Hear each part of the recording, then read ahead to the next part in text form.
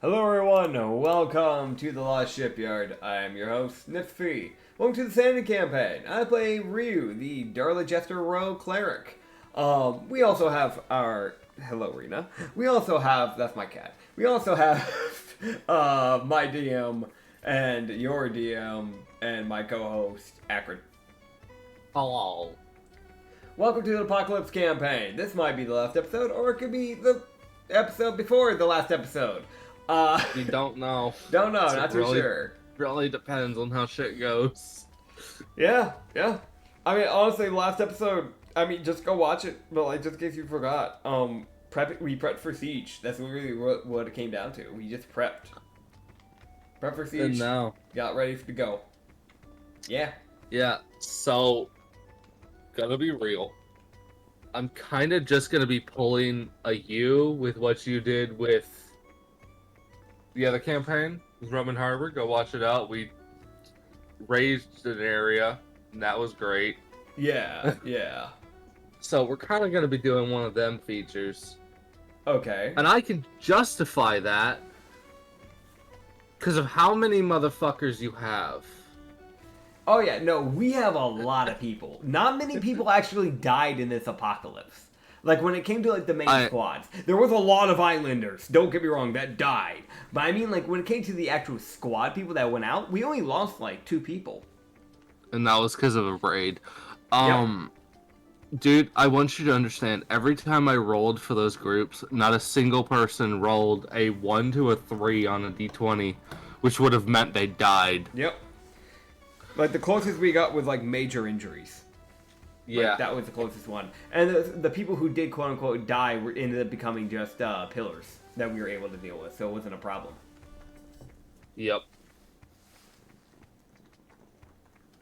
Ever suffering agony. Yep. Just for a reminder, for the people who don't know what our squad is, we're going in to fight Raji with, like, granted, we have all those other squads doing other stuff, but the squad with Ryu that'll be fighting Raji is the Pillars and Bilba.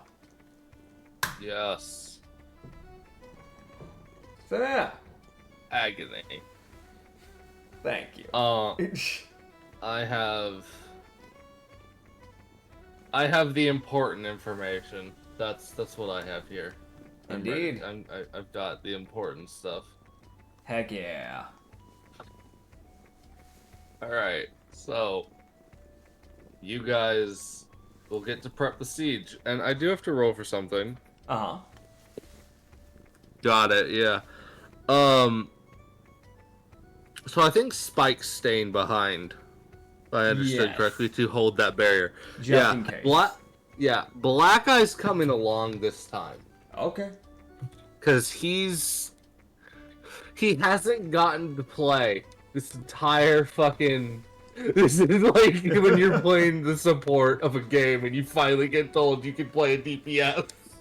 Like, he's played support the entire campaign, and he's like, I want to play. It's like playing Marvel Rivals, because you get stuck playing Vanguard or support the whole fucking game, and then every once in a deep, dark blue moon on a kryptonite sky, you get to play a DPS. And then you don't know how to function, because you've never gotten to play the DPS! I've never gotten this far. Yeah, I know people are like, we're just insta-lock. Yeah, okay, listen, I don't want to play with 5 fucking DPSs and 1 poor damn healer. I will feel bad for that healer. Dude, I have had to do that, because I've been there. I insta-lock Jeff, because I enjoy playing Jeff. Dude, shoot me, I don't care. Dude, before Overwatch had a role queue, I would normally be the solo fucking Mercy.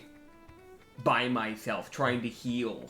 The, like, flanking DPS that would never be near me, meaning I couldn't heal them and then they'd get mad, which was their fault. And the tank that would go too far into the enemy lines by himself and get himself killed. Dude, the amount of times I've looked at a fucking Hulk that's running away from the point, Yeah. and I'm just like, motherfucker, come back. I'm trying to heal you. God damn it. Oh, yeah, no. Those also, I'm gonna say it, Psylocke and those motherfucking Spider-Men. Y'all, if y'all want healing, actually go to where the healers can heal you. Stop hiding behind the damn walls! I can't heal you through a wall! Because, like, I'll see them screaming at me, like, I need heals, I need... Bitch, come to, like, where everybody else is at so we can actually heal you.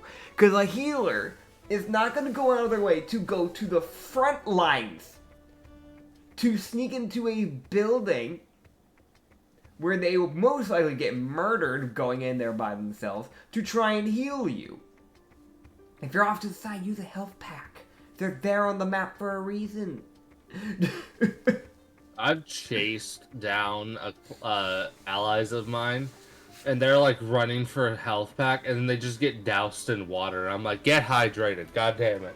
Oh, dude, that's honestly valid. You can kind of do that with Jeff at the very least, because a lot of people don't see the fin. So as long as you're like, you like can kind of zip around it. Yeah. You can normally get to the back lines if you need to, but. Whew. Dude, he can run on walls. It's great. That's also very useful. It's so stupid. I'm just gonna say it. It's so stupid. It's so dumb. Cause this little bastard, I did this to an Iron Fist. There was an Iron Fist trying to kill me, and he was running on the walls. And I just started going back and forth, so whenever he'd kick, I would just go underneath him. And he's just like, you bastard, come back. God. Yeah, no, him and Rocket Raccoon, I love those little guys. Just running on the walls. God. Either way, we need to get back on track. Yeah, so, Siege. Yes. I'm reading some shit. Okay. Okay, you're reading.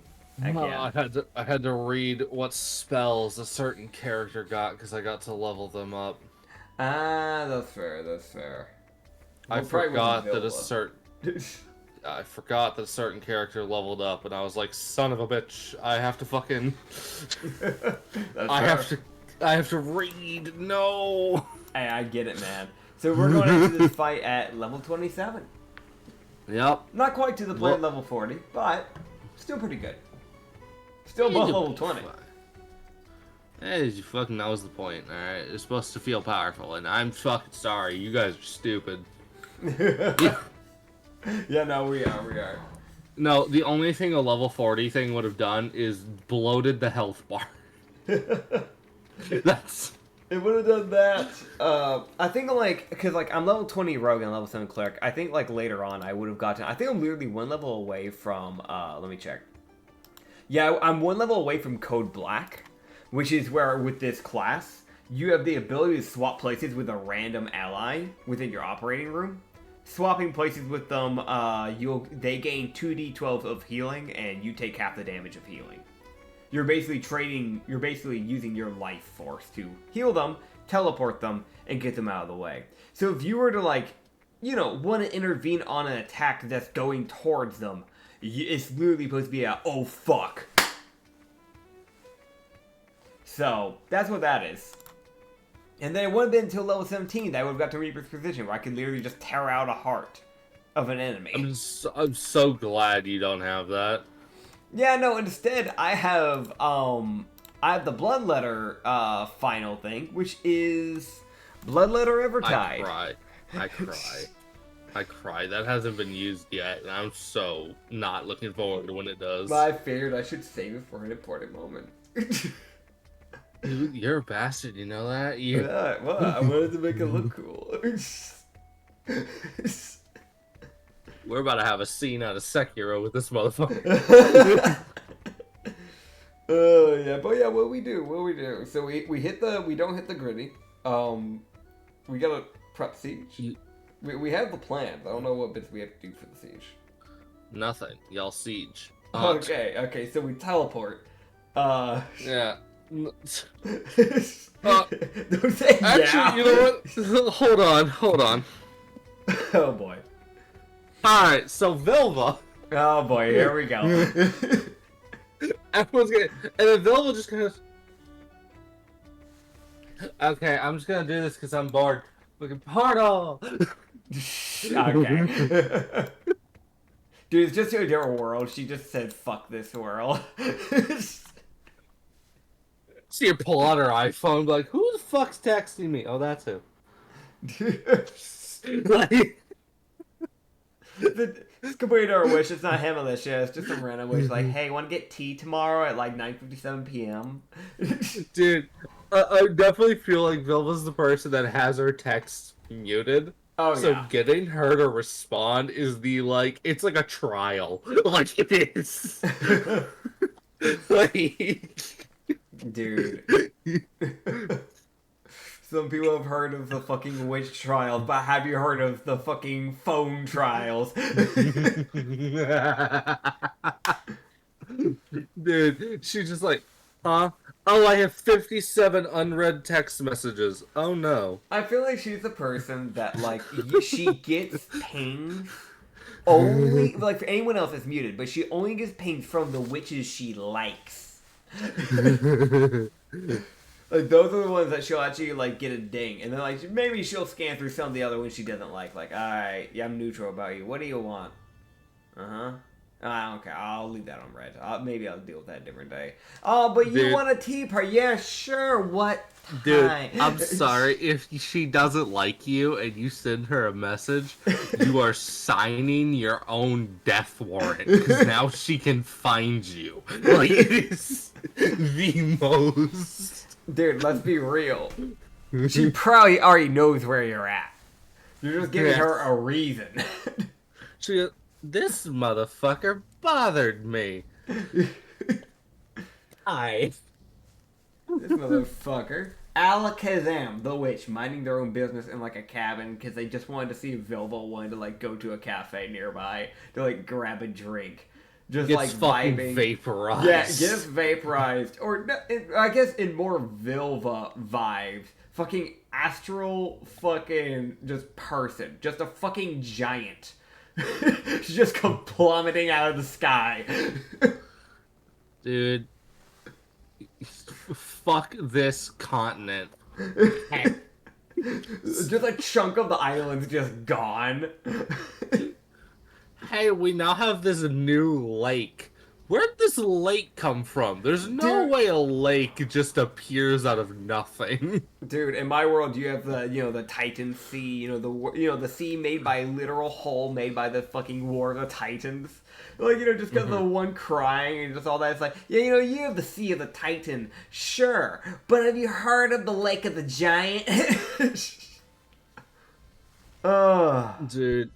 I've got some weird fucking seas in my own world, but moving on. We gotta fucking try and progress. Yes, we do. Okay, so the portal, where does it go? Is it just his fucking throne room? Is it just chilling? Did she fucking skip everything? Okay, so she goes, alright, so portal. As it's all these different portals, she goes, alright, you guys go through that one. You guys go through this one. Oh my god. You guys go through this one. Did she just, like, put, like, signs near it? Like, this one goes to Prin. This one goes to Pran. This one goes it's got to little, Redwater. like... It's got some, like, glowy bits. It's like, Team A and B go through this one. There's, like, arrows. Dude, it's not even wooden signs. It's, like, full-on, like... those, just, like glowing. Like, yeah, inscribed in the air. Yeah, neon glowing. Let's be real here. It's gotta catch the attention, of everybody. Dude, it is also, like, of course, she just, like, there's little keys dinging, like, to make people look at it, like, in each one. Dude, can you imagine, you have a lot of people going through these things, so it's probably for, like, an hour of just, like, people going through these portals, and the entire time, everybody, whoever is, like, if you get to go through there first, you're so lucky because you don't get to keep hearing the pings. But if you're, like, one of the last guys that has to go through the portal, for 1 hour, you are constantly hearing a ding, ding, ding, ding, ding, ding. It's like listening to a fucking fire alarm when it's missing when it needs new batteries. You know what I'm talking when it makes the fucking chirp? I can't stand that, by the way. I cannot. I don't know how some people can just live their life not getting that replaced. I had a friend who had one of those, and he didn't replace it for fucking 3 months. That would have driven me insane. I cannot stand that. I would have replaced I won't lie. the day of. I've nearly slapped a fucking fire alarm off of the roof. That's fair. Because I was like, shut the fuck up. Dude, I don't get it. I can't stand it. My family's the same way. If we start hearing that thing go, we change it immediately. Because we don't want to listen to that. Dude. Oh man, dude, that's just off topic. We are so off topic. There's a topic? Yeah. So Vilva killed Rashi.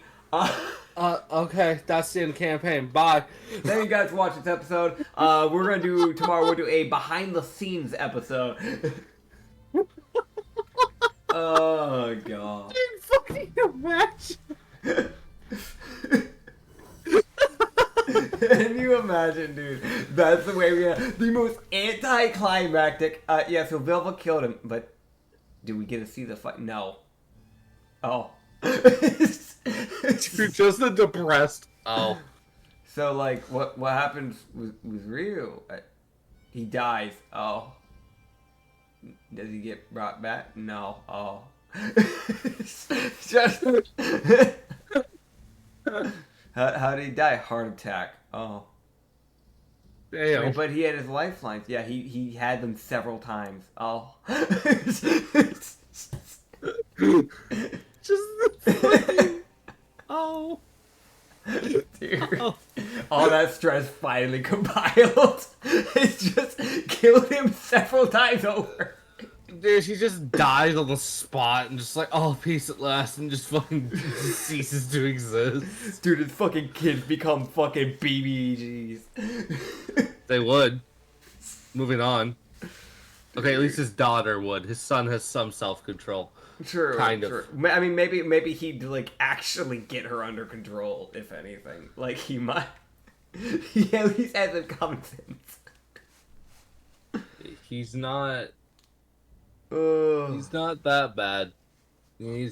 Kenoru has fucking self-control, but also in morals. Yeah. But also his morals, quote unquote, are also like, you've also slightly noticed the like, no, you have the morals of someone from the Fae, which means your morals are also like about as firm as like a pool noodle. Like, yeah. I mean, hey, better than Nozuki's morals don't exist yet. Like, she's building them, but she doesn't know what morals are. She's slowly getting them through the people she's around, which is both good and bad. No, it's, dude, you're like, all right, who's my daughter hanging out with? All right, that is fucking, I'm blanking on her name. Sella? The alchemist. Okay. Of Yavina. I'm blanking. Oh, Fenia. It's like, alright, she hangs out with Fenia a lot. It's like, alright. Not a good start. Yeah. Not a good start at all. Kyo. Okay, that's a bit better. Black Eye. Okay, hold up. Wait. Black Eye's morals tell you to fucking, like, have no self-preservation. Yeah. Wait. Yeah. Alright. Actually, come on. Sorry. ADHD is violent today. Yeah, I get it, man. It's same for me. I watched like 5 game theories today. Did you know that the fucking minions are like indestructible beings, and the only way to actually kill them is by removing their DNA? I'm sorry. You're yelling at me, and then you pull that shit. It's been over 20 minutes. I'm so sorry, everyone. No, listen, we hadn't done a proper rant like this in a long time at the beginning of a video. We've been doing videos and starting up fully ready to go before 5 minutes. Remember we used to do a super long rant at the beginning of the campaign? We're back at it, baby! Oh, we're getting somewhere, yeah. Back to the catchy rants. Okay. So which portal is screaming Ryu only? It's the one that doesn't have a ping. It just literally has its own voice. Like, hey, over here. Hey, man. The one Vilva's standing at. Okay, yeah, that too. Yeah, that works too. Yeah. She just, like, Ryu walks up like, what the fuck is going on? Just none of this would have been explained No, to him not. or Darius. They just see portals and their teams are leaving. It's like, what? What the fuck is going on? Darius is sitting there like, what the fuck? No, but what exactly is going on? I'm accelerating the process. Okay, so where are these portals leading? Differing places around the fortress. Okay, and where is that portal leading? Leads to the front gate. Alright, where's the pillar group? We'll get going. The pillars walk over. The whole fucking lot of them. You ready Oh, yet, boy. then? Yep, as all of them would give a nod, including Sir, who is unchanged. He might have an Oni horn now. Hell yeah. Alright. Let's go. Oh, good. Hell yeah. Oh, boy. Hell Oh, man. Y'all go through the portal, and let me tell you, it goes from like, oh, it's a little loud, like, you know, dingling Yeah. ding, to it sounds like this goddamn bomb's going off. Damn. Like shit starts loud. As also Black Eye walked through with y'all, but he's not gonna be going into the fight with y'all. He's more over here so he can de-exist the wall. Hell yeah. As he basically creates this like half circle bridge. Okay. As everyone's able just to run up the bridge, run over the first wall, notice a spike pit that's like 22 feet deep and like 18 feet across. Hell yeah. That's on the immediate other side of the fucking first wall. Gah. Of course it'd be a spike pit. Checks out. You get to the second wall. Alright, there's stakes coming out of the ground in front of the wall. Alright, you get through that. Cool. There's spike traps coming out of the ground and bramble everywhere. That checks. Alright, as y'all finally everyone would get through the fucking, get past the second wall, because they go over the fucking bridge, they would get into the actual fucking city. Yay! The actual fortress that's not just part of the trap. Oh, man. I know some people are like, oh, there's no way the whole base would be trapped. Yes, it would be. Yeah, it's Rashi we're talking about. He would. He fucking would.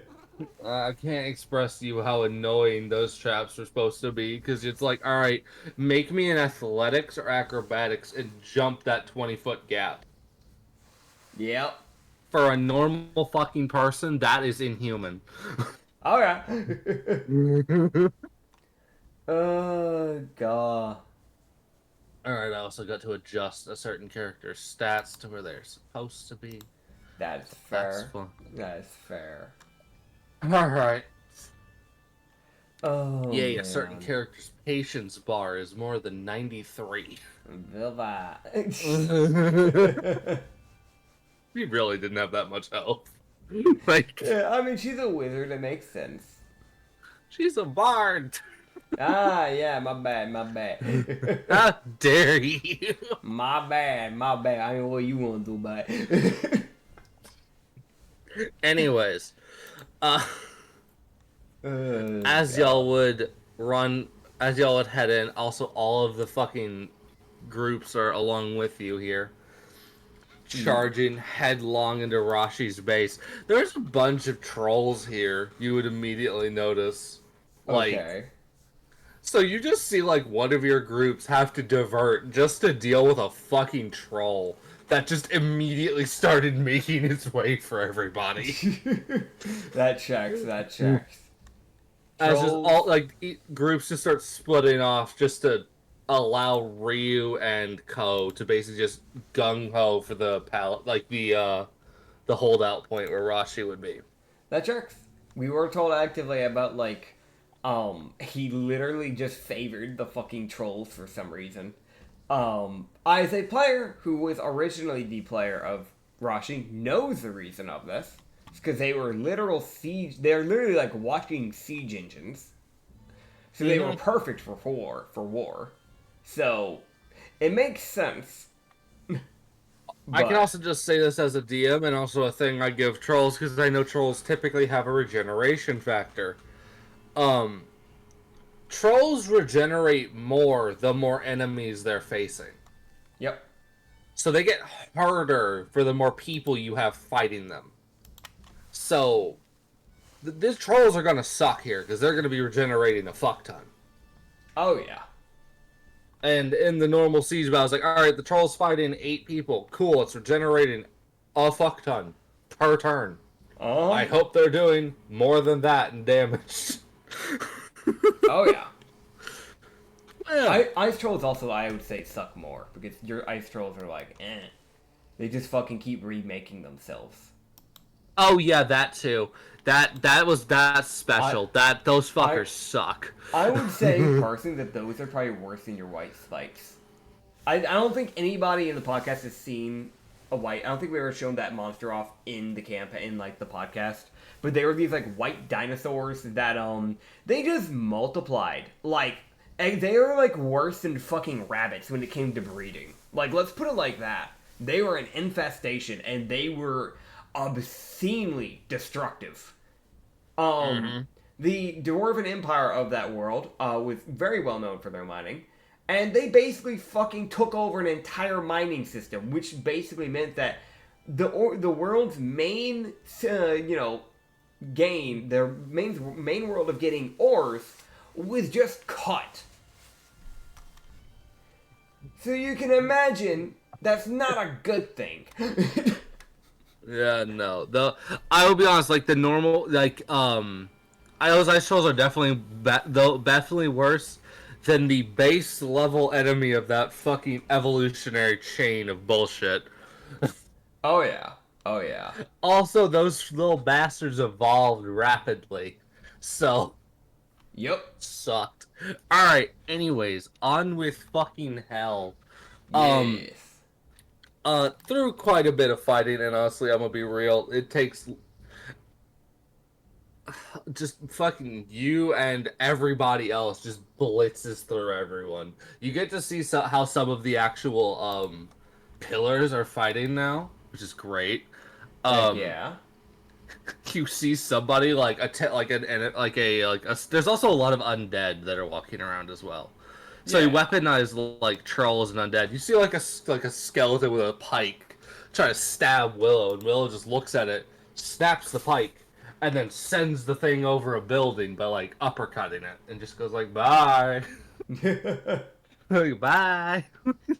Just that's God. fucking Willow. So yeah, that's the characters. It's also like you also get to see Zur just bisect an enemy with his sword. Hell yeah. As your team's super capable, and I'm sad. Wow.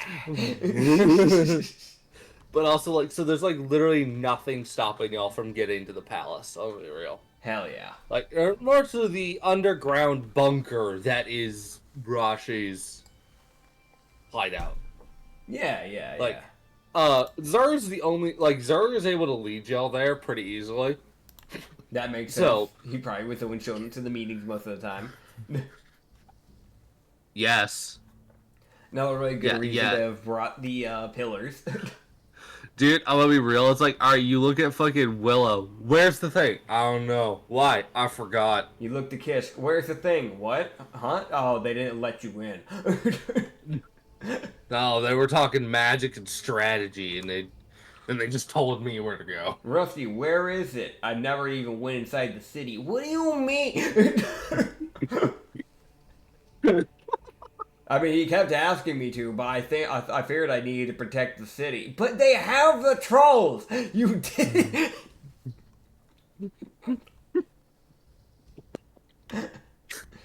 Listen, man, he's a guard through and through. Like,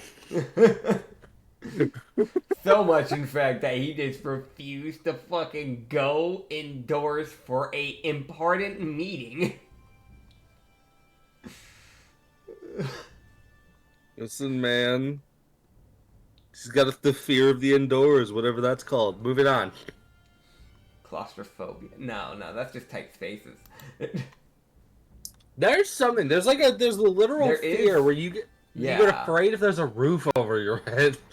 There is I mean, if you really think about it, there's a fear for everything, so I'm not surprised. Oh, just have tall ass ceilings. I don't know. Like, how would you deal with that? I mean, there's people who have like a fear of short people. Like, that's just a thing. God forbid they ever see a child. Dude, they just fucking run up for a kick and just get fucking tackled. Like, it's... Dude, honestly, that's just when you hope that person's natural fear of flight response is flight instead of fight, because that is not something that needs to be happening. Dude. A child! Bye!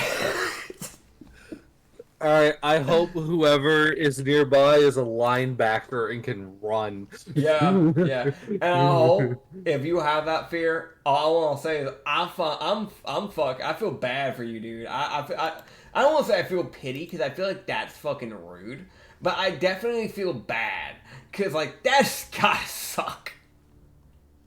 Like, I have a fear of dogs, and that's already kind of rough, because those are obscenely common, and people often don't put those things on leashes. Ugh. I can't imagine, dude. I legit can't. Oh, man. Alright, anyways. Yeah. As y'all would enter the throne room, you would see, Rashi. Mm-hmm. Standing at the top of some stairs. Like, you'd see there's some stairway that goes up to a secondary area. Yeah. That has a table, a war table effectively, but there's this large open area that you guys enter. Okay. Yeah. I do not have a battle map for this. That's fair. Because this is very, very niche. I get it. Theater of the mind, motherfucker. Theater of the mind. Alright, as I can just there you go. Doomed. As what the fuck? Okay. Huh? I fucking lost that apparently. Oh. That's great. Oh, What okay. are you doing to lose it? What's happening? What did I lose? What the fuck? Huh? How? This is a kid that just walked past my window. He's got a massive stick. What's he doing carrying around a stick like that? I'm gonna throw hands. That stick's bigger than the kid. Throw hands? Oh God, I don't know. Dude, I'll be real. That stick, I'm pretty sure, is taller than me. Dude. That's a fucking massive stick. As you would see this motherfucker. Rashi out of Takesh. Alright. Ooh. Let me see. That's the same guy. Yeah, we've already described what he looks like, so I'm not gonna re-go down describing him before, because we have described him before, but we're once again face to face with him, then I'm understanding.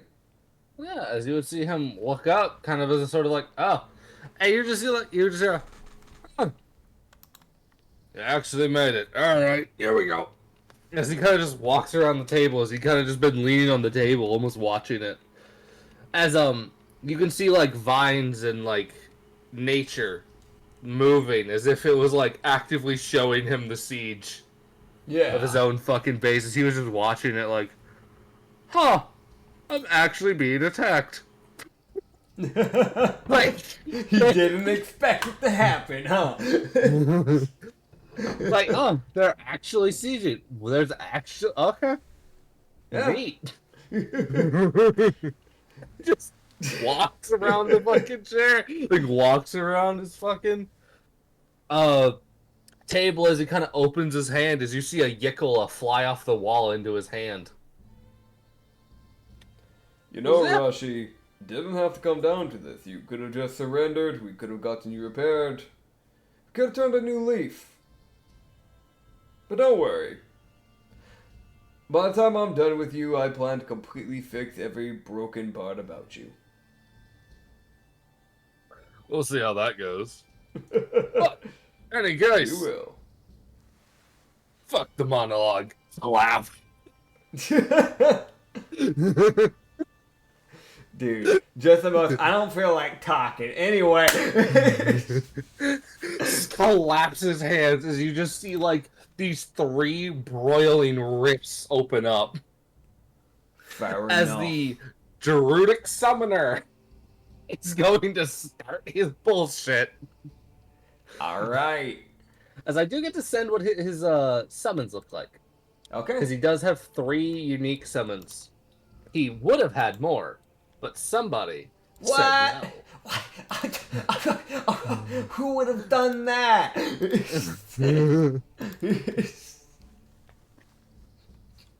Hellhound. Dude, Bugger. I really love just the most. Like, I don't know who would have done that. That's crazy. It's crazy, yeah. I should also mention, like, most of these summons he has are of, like, actual creatures. So, Yeah.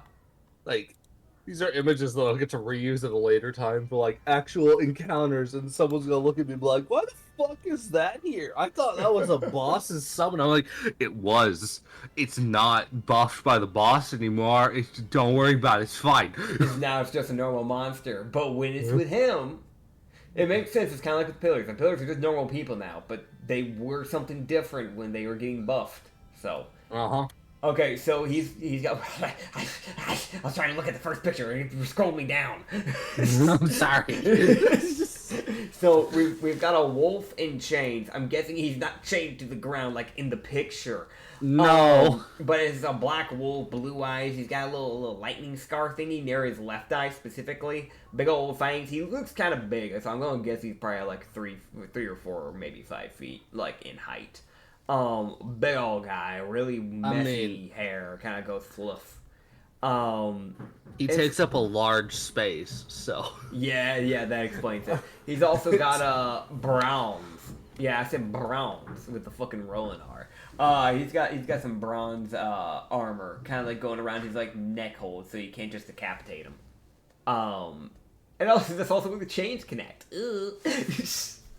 He does have those kind of like similar, like kind of like bronze handcuff things where chains are probably supposed to hold him down to the ground. Near his like paw area too. Next thing is like a big old tramp. It's a big old boy. Massive wide shoulders, hunchback of Notre Dame. With the way his back's kind of hunched over. That's not me insulting. That's me just kind of trying to get them an understanding of the posture of the thing. Think of like One Piece, right?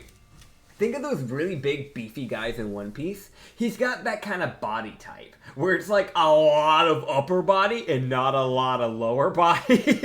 You know what I'm talking about? Yeah. Yeah, he's kind of got that going on. He even has like the really long arms. Weirdly enough, he kind of has those like almost apish arms in the fact of he could probably use his arms for mobility if he lost his legs and he'd be fine. Because his arms are the same length. The length of his arms are the same height. Same length as the height of his body. Dude, the wording of that, but you get what I mean. They go from, like, shoulder all the way down to the ground. Very stubby legs, long torso. He has these, like, wooden antlers that kind of look like roots, like think of, like, the pumpkin stalk root. Think of that color and that type of, like, grain and texture. But, like, that's what makes his head and his horns, and the horns sprout out to where they go past the shoulder, actually. And they have a bunch of, like, giant spikes that kind of come thrawling out of it. Kind of like, think of like a, there's a type of beetle that has like, it's like a horned beetle sometimes. I can't think of the name of it. Rhinoceros beetle, I think is what it's called. Think of those type of horns. It's kind of like that, but instead of it going outwards from the body, it kind of like goes inwards. And like kind of hovering over the back in a way. And yeah, his hands are like 3 times the size of his actual fucking head. His hands are massive. And just one claw on his hand is the size of his skull. So, keep that in mind. A big old treant. And, troll thingy. Yeah, treant troll. It's like 18 feet. The hellhound's 12 feet tall. And the 4'5" frog thing. It's probably aberrant, abyssal type of mixture. Take a grung, right? Now make it oopy goopy. Like, mix it with a plasmoid type of oopy goopy. Like, it's dripping, right? It's just like, you know, dark green, like, frog, but like its arms turn kind of like an aqua bluish greenish. And that's when it's like, its arms specifically, the more I'm looking at it, is really gooey. Like, it's weirdly gooey. Also, it's... Oh, yeah, I was going to continue. Yeah, I was going to say, it has these, like, claws, and the claws go orangish. Considering the colors, it might just be flat. I mean, obviously, grungs are poisonous, so this thing's probably going to be poisonous. But I wouldn't be surprised if its poison is a little bit stronger than the typical grung, because of just how fucking vibrant this thing is. It has eyes growing on its arms. It has normal eyes on its head. It also has eyes on its fucking left calf, specifically. And on its back. And on its back. And it has leaves growing on its shoulders, back, and a little bit on its leg. But it doesn't seem to really go up the arm. Probably because it looks like it's made of goo. Even its mouth kind of drips a bit. But yeah. Yeah, there's the... I want to mention, you would definitely hear Yin and Nin be like, we want that. Like, looking at the fucking, like, grung thing. They're like, give. Dude. I mean, they're summoned, so if they die, are we even able to sacrifice them? Won't they just go back banish to their them before... I don't have banishment. Velva's got it. It'll be fine. Okay, yeah, Velva will get it. She'll just do a free action. It's not even a reaction for her. Just like Velva, like, alright, I'm just gonna fucking real quick, hold on, before we get started, sorry. Fucking deletes the summon. Dude, it's like Rashi being like, alright, we're gonna start this off strong. Welcome to my what the fuck? You fucking bring a god and that's not fair. They're not supposed to intervene with this shit. You bring a god to a mortal's fight. Dude, fucking Ryu hit him with just the most, like, shit that brought a mortal to a god fight. Him, what the fuck? What do you mean? Dude. He will throw punch your ass. Alright. So we're kicking up the fight finally, huh? Yeah. As, After all these shenanigans. Yeah, that is Rashi and his summons. Mm-hmm. As, it's initiative time. Initiative? Are we doing group initiative or are we just doing a normal initiative? We'll do you and Vilvo roll. Versus him. Let's see. That's one. Yeah, no, I don't have to roll twice. Never mind. Yeah, okay, yeah, so I got a 27. That's better than Vilva's 11. I'm faster than Vilva. Get fucked. I'm faster than a demigod Mordhole. Sure. Don't push your luck. I'm faster than... Never mind. What'd you get as your initiative? 27. Okay. Rashi gets a 21. Okay. So, okay. Your whole group will go first. Alright. As, I can tell you what the fucking, the pillars will do. Okay. You see Rusty, huh? Real quick, before you start telling me, because I do, that way I can kind of start figuring stuff out on what I want to do. Before you start telling me this stuff, that way I actually have time to prep. Where are the monsters in relation to Rashi? Are they like in front of him, to the side of him? They're in behind front him? of him. Okay. So they're kind of like blocking the way to him. That's what I figured, but I wanted to make sure, because that actually tells me a lot of what I'm doing here. Okay, cool. Yeah, don't worry, that won't be that way for long. So you watch the poison immune undead Yeah. start, like, just walk forward dragging his sword towards that fucking grung.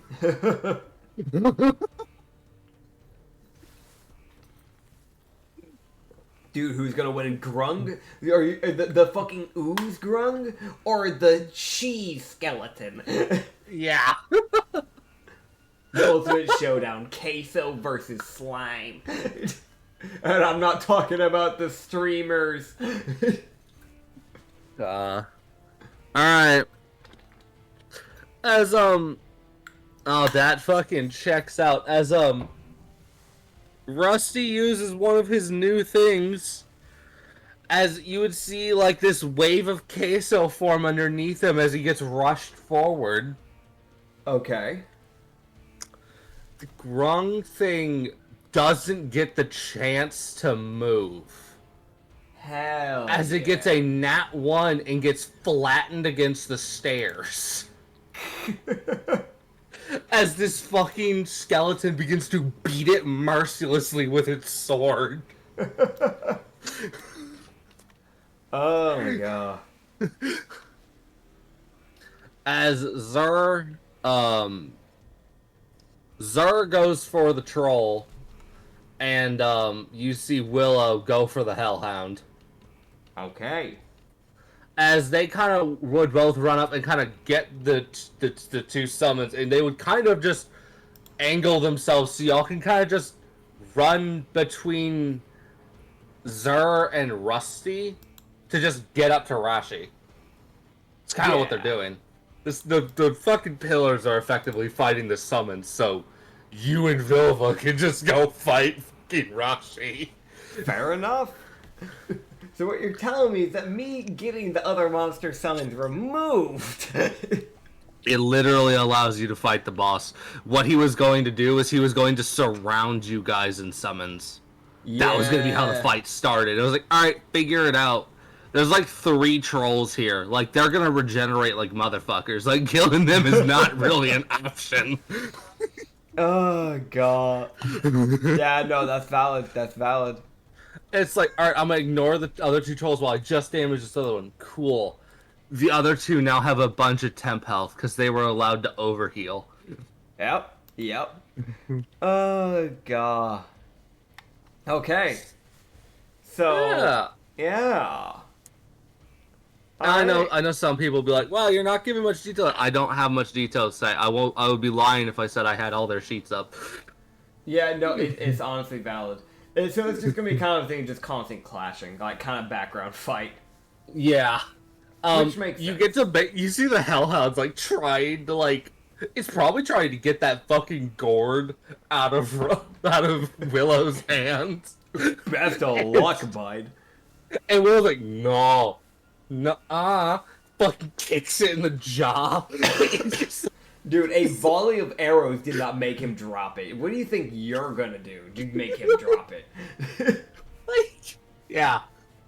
Oh, God. The Oni Lupin, who was a fucking terror when he was just a Lupin, he's just soloing what is effectively a treant. It's fine. Just don't question it. So, we have the pillars. We have one on each. So, the one you haven't mentioned, where's Kishk? Oh, yeah, Kishk is here. I forgot about him. Yeah, I just figured I'd ask. He'd probably go help with the treant. I'm gonna be real. That's fair, that's fair. He's like, okay, the wolf's not that bad. He's got the grung. That thing regenerates and has nature abilities. Yeah. I'm not gonna... Yeah. Alright, so I am gonna, I guess, use, my movement to get right in fucking Rashi's face. You just see Rashi. You see him just like watch this. He was like, hey, you just see that look of, yes. of course. Hi. I know some people will be like, why is the boss so relaxed about people trying to come kill him? What does he have to lose? Why should he care?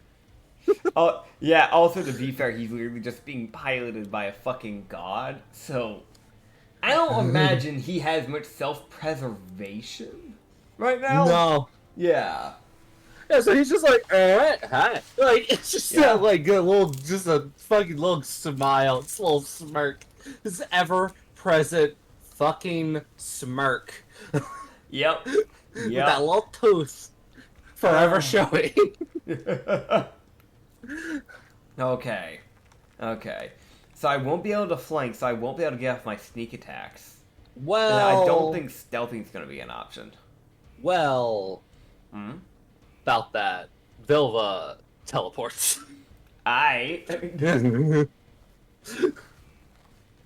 She just fucking teleports next to Rashi and just kind of stands there like, hello. Hey, Just bud. strikes a pose. Fucking just here. God. Alright. She's like, this is more useful if I'm here.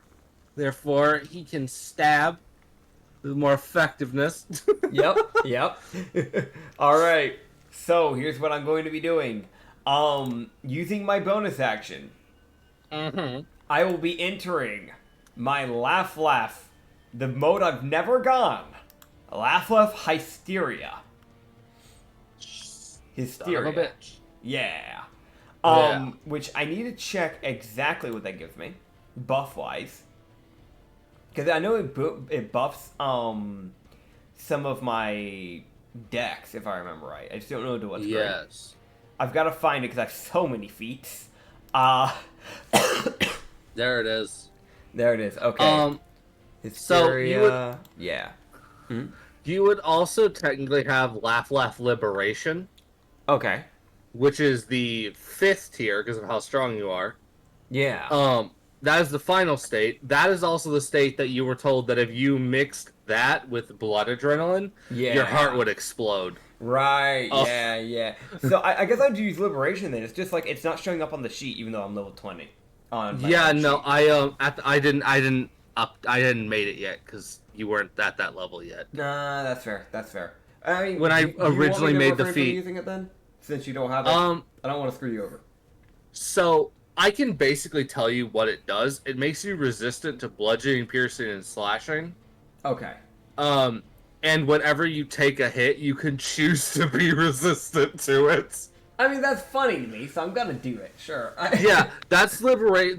And you also have access to all the other abilities. Laugh Liberation was literally the thing of, you got a once per turn, no action reaction. Effectively, like it didn't take your reaction to use it. It's just a once per turn ability to just go nuh-uh, and you just take half damage. Okay. So activating it does take an action then. It takes a bonus action, just like any of the other fruits. Okay. Abilities. How much of a dex buff do we get? Because the last one that says that you get a dex buff is the Mania, where you get a plus 4 to your dex. It gives you a plus 10. Plus 10. So I'd be at 34 in dex. That would just crank you up to 30, because I don't think D&D Beyond Cheat will let you go any higher. Okay, so let me see if I can get... Okay, hold up, I gotta override. Okay, so up to 30. So I have a plus 10 to my dex right now. You would. You would. Okay, man, okay, alright. God, 22 in stealth is fucking crazy. Okay, so after doing that, Ryu would basically just begin swaying and then just fucking cackling. Honestly, is the best way to put it. He also gets a free 5 feet of movement at the start of every turn because he's rolling on the ground or bouncing. Oh yeah, no, like Ryu, and like I'm gonna be honest, for like anyone, like if anyone saw him in this state, not really knowing what the fuck is going on, this man would look like he is fucking just finally snapped. Oh yeah, no. Velva's looking at it, she was like, huh. Neat. Cause he basically just walked up calmly, up to Rashi, Uh-huh. and as he started getting closer, you just hear him just slowly starting with just a and just full on. That's liberation for you. Yep, as he would begin to sway side to side, and then fucking dart forward, or bounce, jump onto the floor, jump over him, and then fucking attack. Yes. As I will be using point blank range Hysteria Cannonball. You are the cannon. Uh, Alright, deck save, Rashi. a deck save of 24. Alright. He will take half damage, because he's just, if he succeeds. So. Okay. You said 24? 24 is his deck save, yes. Motherfucker. What? He got a 22! So he would have beaten the deck save if I didn't get that plus to my dex, because it would have been a 20. Yeah. So he will be taking Alright. 4d8 plus 10 Oh my god. bludgeoning damage. As Ryo curled up in a ball like Sonic comes crashing down on his Oh my head, God. dealing 81 bludgeoning damage. And it's a sneak attack. Yes. And he deals 10d6 sneak attack damage. That's another 33. A bloodletter miss. That's 46. And then I want to understand bloodletter Evertide. Yeah. So you strike an opponent, inflicting them with a powerful. You need to make them blues. You need to stab him. Okay, That's so what I would have to cause stab him to Evertide. cause it. Okay, understood. Yeah, because you're literally opening a wound that is causing it to Understood. bleed. That's what I want to understand, because it was very specific in the wording. That's why I wanted to make sure. Can Yeah. I use a charge of the Bloodletter Blades, so in the next turn I can actually do the damage of Bloodletter Blades? Yes, I would say you can. Yes. Okay, so then I will prep that, so that way I can do Bloodletter Blades in the next one. Oh my god, dude! As you would do this fucking Titanic slam down on Rashi, Yeah. you're trying to even tell. Like you see him like kind of like you slam into him, and this is a bit of that like, oh god, okay. Like yeah, fair. like a little bit of that smirk kind of fades a bit. Yep. It gets a little bit more of that, like, wood elf focus that they sometimes get. A little, like, Yeah. wait a minute, I need to actually care. Yeah, no, Ryo 100% would just bounce back off him onto his feet, fucking stumbling and swaying, fucking rolling. He would definitely look to him and just go, "Should have killed me earlier." Ooh, you're gonna regret it. Alright. As, Silva. What kind of a bitch ass are you gonna be? She fucking would. She fucking would. Oh, What's she this do? would. She so would. Whatever it is that What? she's about to do, she would. Okay, you create a the spells any oh. Okay, I'm gonna leave that alone. That is a Oh. spell that has a 1,000-foot radius on how far you can cast it. 1,000-foot range. Mm. I'm gonna hold off on that. Fair. Okay, as instead, she is going to...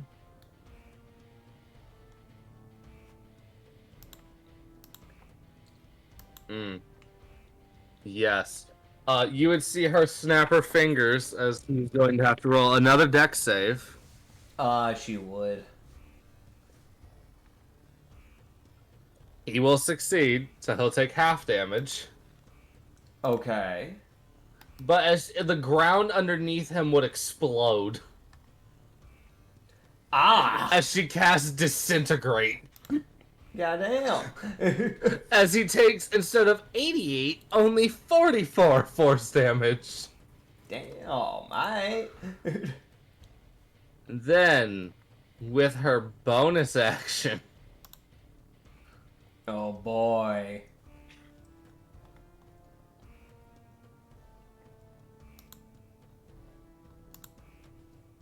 He just looks and goes, "Are you done yet?" It's just fucking wisdom save. Vicious mockery. Oh, man. Alright, it's just questions like, are you done yet? Are you done? Are you done with this? Done with your You child done game? with this whole yeah. Alright, he will succeed. Damn. Because he actually is proficient with that save, unlike with the other saves he's been having to do. Fair. It is a druid. Yeah, it is a druid.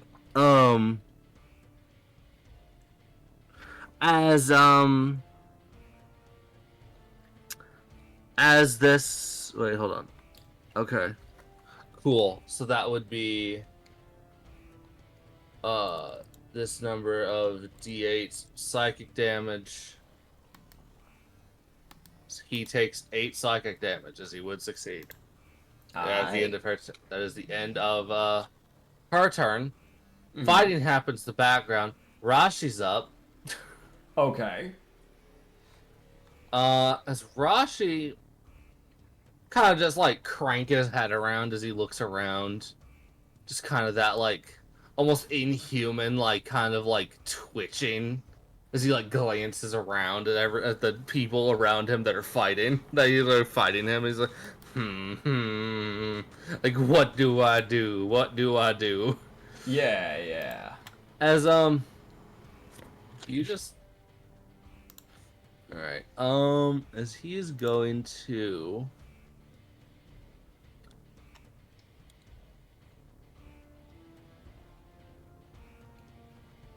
Alright, as you would see him kind of, like, twist his hand as the ground underneath him and within 5 feet of him would kind of become, like, unfurled in this, like, pitch black light. Oh, is he doing a spell? Up. Yes. So I got to think about that, actually. Yeah, you do. Yeah, you do. I do. I was trained for this. So with Mage Slayer, when a creature casts 5 feet within me, I can use my reaction to make a melee attack against the creature. Can I I also have advantage on the saving throw against the spell. Of course you do. And they also have disadvantage on holding the concentration on it. Of course they do. Yeah. So, I'm sorry, I didn't mean to interrupt you. I never actually get to do this interrupt things that much, so. Alright, so the spell gets canceled. No, it doesn't get canceled. You still gotta do your thing. Well, I mean, it goes away after if you hit him. So he rolled his concentration. Oh, okay. Well, I mean, it's still gonna it's at least for that first turn, it's still happening. So what does it do? Great. So, as this, like, necrotic light would come up, you would realize it's a corrupted version of Moonbeam. Okay. That deals necrotic damage instead of fucking radiance. Okay, gotcha. So you kind of realize, it's Rashi's like, you, like, for a dude who's running a psychic-based destructive scenario, you do necrotic damage. Yeah. This is, like, just the left hook of the century. Like, what? Like... No, I get it. So, everyone in the 5-foot radius of him, and he is immune to his own effect. Okay. Mainly because he's immune to necrotic damage, so he can't be affected by this. That's fair. Everyone in that radius, i.e. Vilva and you, have to make a con save. Alright, I get advantage. You bit. Funny enough, that's actually one of the few saves I don't have proficiency on. I kid you not. I have proficiency on every type except strength and con. That is a 21 from me. Alright, that will not be enough. What's the DC? Just out of curiosity. It is a 24. So I'd have to get a nat 20. Shit. Yeah. I do apologize, but that is... Nah, dude, you're good. That's just how it is. This is the BBG. Yeah. I was like, DC 24 seems valid to me. Vilva will barely pass, actually. Fair As enough. she gets a natural 15, meaning she beats it by 1. Heck yeah, good for her. As a, you will take 48 necrotic damage. Okay. Unless you just want to use your once per turn fucking... Nuh-uh. I mean, does he have another attack after that he gets to do? You don't... That's his first thing he's doing. I'll hold it off on. You'll save the nuh-uh. I said the I fucking love that. I was so happy when I thought of that. I was like, no, this is something they have. They can just go and just take half damage from an attack. It's like a legendary resistance. Yeah. Also, I'm going to be rolling my attack while you're figuring out that damage, by the way. So that's with, I'm guessing I just do it with one of my normal weapons. I don't imagine I could use like a fucking laugh attack doing this. So I'll be using my... I think it's just a melee attack, if I understand correctly. It's just a reactionary melee attack. Yeah, from my understanding, yeah. So what? It's just whatever's a melee attack, which technically all the laugh moves are a melee attack. So you're telling me I could hit him with another cannon? Legally speaking, yes. So deck save. Because that's funny to me, because he just got done fucking hitting him and rolling. Wait, no. Hysteria Cannonball is a ranged attack. Oh, no, you're right.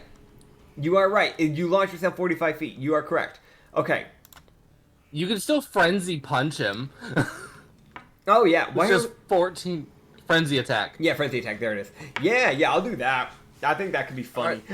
Alright, roll your to hit. So while I'm fucking rolling on the floor, I fucking, he's on his stomach, he rolls onto his back, as in the process of beginning to roll on his back, he uses the momentum to stretch out his arm and fucking swing for the hills. Alright. And that is going to be a 16 plus 16, so 32 to hit. That will hit. Okay.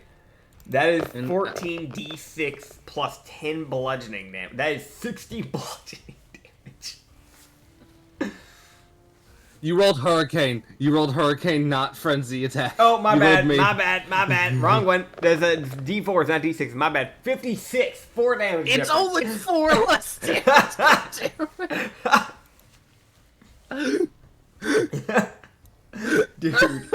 Dude, Ryu has always been able to do high damage, but this is like, oh. Dude, I was so afraid of late game laugh fruit for a reason. Valid. I'm so sorry I did. I thought I made it. I'm so confused. I guess you did. Maybe you thought you did. I thought I updated and made the last thing of the laugh, like the second to last, because I was like, okay, he'll get this first, and then I can make the liberation state later. Yeah. But I guess just I didn't actually, because I had the whole idea for what I wanted the. Let me just fucking do this really quick and double check something, or did I? No, I just never fucking actually. I wrote it down on what it did. But you just didn't actually make the thing. I've been there, man. I've been there. Don't even sweat it. Son of a bitch. We've all been there at the DM from time to time, dude. Trust me. Yeah. So basically, the fourth state gave you the ability to spring load your arm and then fire it at people. Oh heck yeah. That was like a bonus thing you could, like a bonus action thing you could do to buff your next laugh hit effectively with more damage. Yeah. I think it was D8s. It was fucking stupid. Laugh is so destructive if it's left unchecked. Yeah. But also, it's literally supposed to be the fruit that, someone who's trying to undo something, a dude ending the world. It's a fruit literally built for, let's send him to God, yeah. It's legit meant for just the not stop that. Stop. Stop ending the world. Stop doing the thing that's bad. Don't do that. Mm-hmm. It's supposed to be unfair, and it is. Yep. But if you want to use that ability, you can. It's there. I didn't probably get to make it because I'm very smart. Moving on. We've all been there, man. Yeah. All right. That would be as you would hit him, he would lose concentration. Okay. For obvious reasons. What? Yeah. On his fucking moonbeam. It's not moonbeam. It's fucking blight beam, effectively. Yeah. As it's gonna look. Who do you look at for this one? This is for Ryu.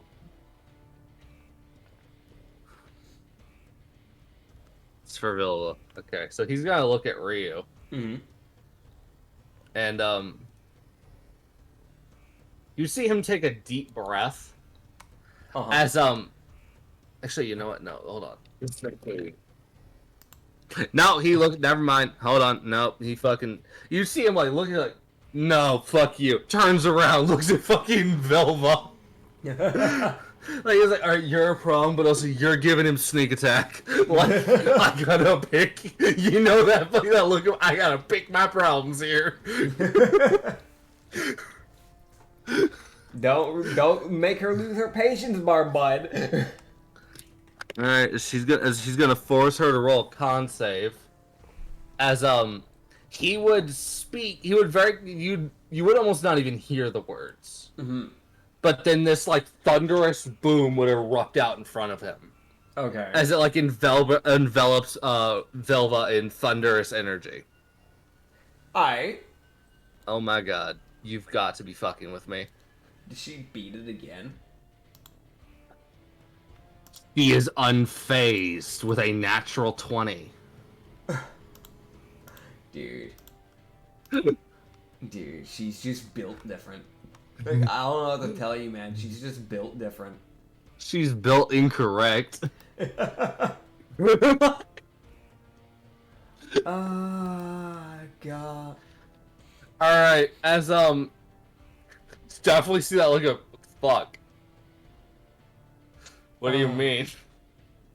Why didn't that work? Dude, no, that would be confusing. That is very valid. Like I feel like he isn't completely validated, and he's like, what? Yeah. And he ends his turn. That's Rossy's turn. Oh my god. Right, okay. So it gets back onto our turn. Yeah. So I am going to look towards him. And I'm actually gonna use my weapons. My fucking blades. Yeah. I guess the thing is, with the, what is it called? Brain's blanking. Bloodlet or Evertide, does it have to be a blade? I have whips. Granted, I can turn the Gazelle whip into a blade, so it's fine if that's the case. So the bloodletter blades, like, the blood forms blades at the end of your whip, so it counts. Okay. So I'm going to be aiming to strike him with the 4 whips. So you can just... Yeah. So he can just roll 4 saves, effectively, until he fails, and Evertide procs. Yep. And the bloodletter blades will be active. Okay. First one. Holy crap. This is a natural 19 plus 18. So that's a 37. Okay, that hits. And then another natural 19. Okay, that hits. That's a natural 4, so that's going to be a 22.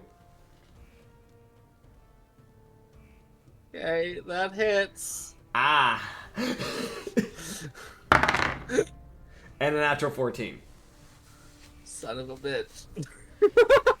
I'm imagining, to be fair, though, again, with the dex buff from the laugh, this probably wouldn't be as easy to hit him if it wasn't for that. Because that did buff my ability to hit him by, like, what, +4? Yeah. Yeah. So I will be totally honest. He only has an AC of 22 because he's literally just like, he's not wearing armor. Yeah. Like, yeah. he's just like, he has a shield, quote unquote, that's on his back that's giving him a buff. That is valid. Okay. He's not even properly using it, but it's still functioning. God. So I realized something. I've been using the golden flame whips incorrectly. I've just been rolling the D4 and then the 3d6 of fire damage. Uh-huh. It's supposed to also do a D6 of bludgeoning.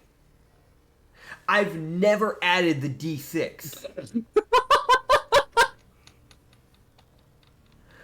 So we're gonna do that right.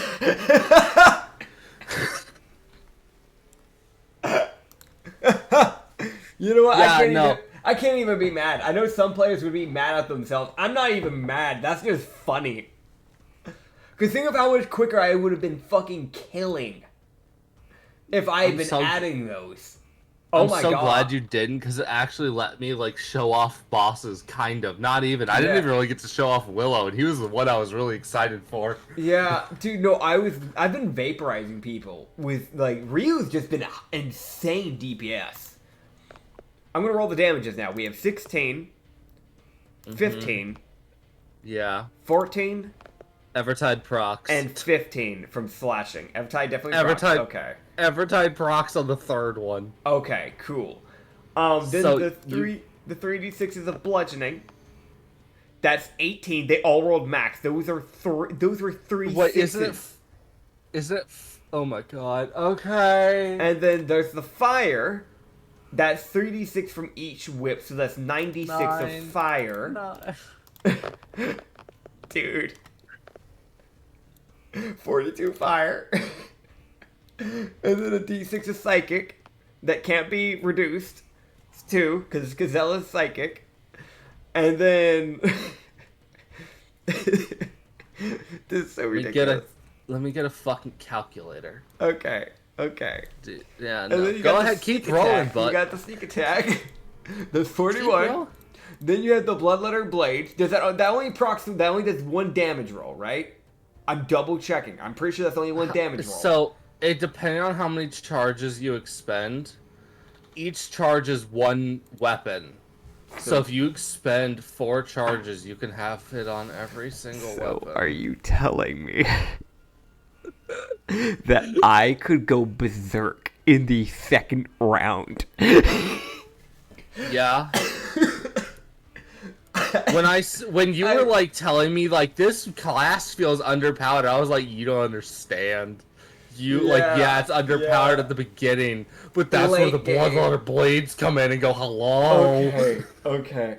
I don't want to be a dick, but I really want to see how much damage I can do with this. No, do it, man. It's fine. I'm using 4 charges. Son of a bitch. And we're going full run here. So that's 1 roll of 10d6 fire. So is it gonna give me? That's 46 fire. Ooh, 33 fire. Ooh, 35 fire. And 37 fire. Did I roll all 4? Double checking. Okay, I did. Okay, cool. And then the bloodletter Evertides. So, a flow of blood erupting from their body for 1 minute, and the target can roll con saves to have damage at the end of each of your turns. Oh, so this is like, it's 1 bit of roll, but every fucking turn he has to re-roll, otherwise he just takes more damage? Is that my understanding? Evertide doesn't stop. Even if you succeed the save, you only have the damage. Oh, so this is just guaranteed damage now. If he fails the save, effectively, yes. And so you used your Evertide. He did fail, yes. So you expend your 1 use of Evertide, but now for the next minute, effectively, he will be bleeding. 82 fire damage for this turn from him with that. Okay. And yeah. So okay, so here's what's gonna happen, man. Are you done? I still have my bonus action. No, I'm gonna cut you off. Okay. I'm cutting you off. And here's why. As you would fucking lay into Rashi, right, with these, like, flurry of whips and, like, spinning chaos. Yeah. Blood is flying everywhere. You would just see Rashi, and his summons would drop. Yeah. As he falls to the ground. Okay. As you basically fucking cut his ass in half. As he only had half health left, which was 166. Yeah. You dealt nearly 400 fucking damage. Now, I'm going to get to do the thing that I was excited to do now, goddammit. Ryu would see Vilva cast something as this would start, as she would see something happening, as Ryu would hear from behind him, as he would just start to hear this, like, slow clapping. Okay. As he would turn around and see Rashi sitting at the fucking throne. Except he looks a bit different. Okay. As, you would see Rashi, except the left side of his face is skeletal. Like, from under his eye and jaw is, like, skeletal. Okay. His eyes are a brilliant purple. And the outside of, like, the whites of the eyes is black. And his eyes are, like, leaking this black liquid. Yeah. His chest has just straight up holes in it that you could see into his skeletal system. Yeah. As you would see Rashi right and proper, as Rashi just sits there and goes, well, this has been one hell of a show. As Vilva goes, and transfer. As, she transfers your fucking Evertide, because she can move debuffs. Ah!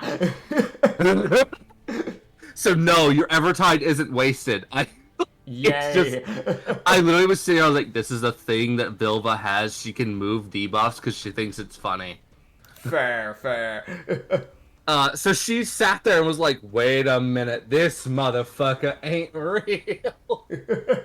As, Rashi would just sit there and go, well, this has been one hell of a show. I was glad to watch. Alright, time to actually do something. Alright. For the first time in a few hundred years. As, fun fact, I can just say this. That's been a clone that he made sometime years ago. Yeah. That he's just had doing the people work for him. So people didn't see what he looks like now. Fair enough. This is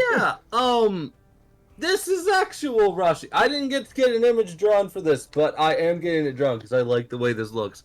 As also, he sits upon a wicker throne. Okay. As a fun little fact. As, a little title he got from his people was the Wicker King, which is kind of ironic. The dude who's burning the world down is sitting on a fucking wooden throne.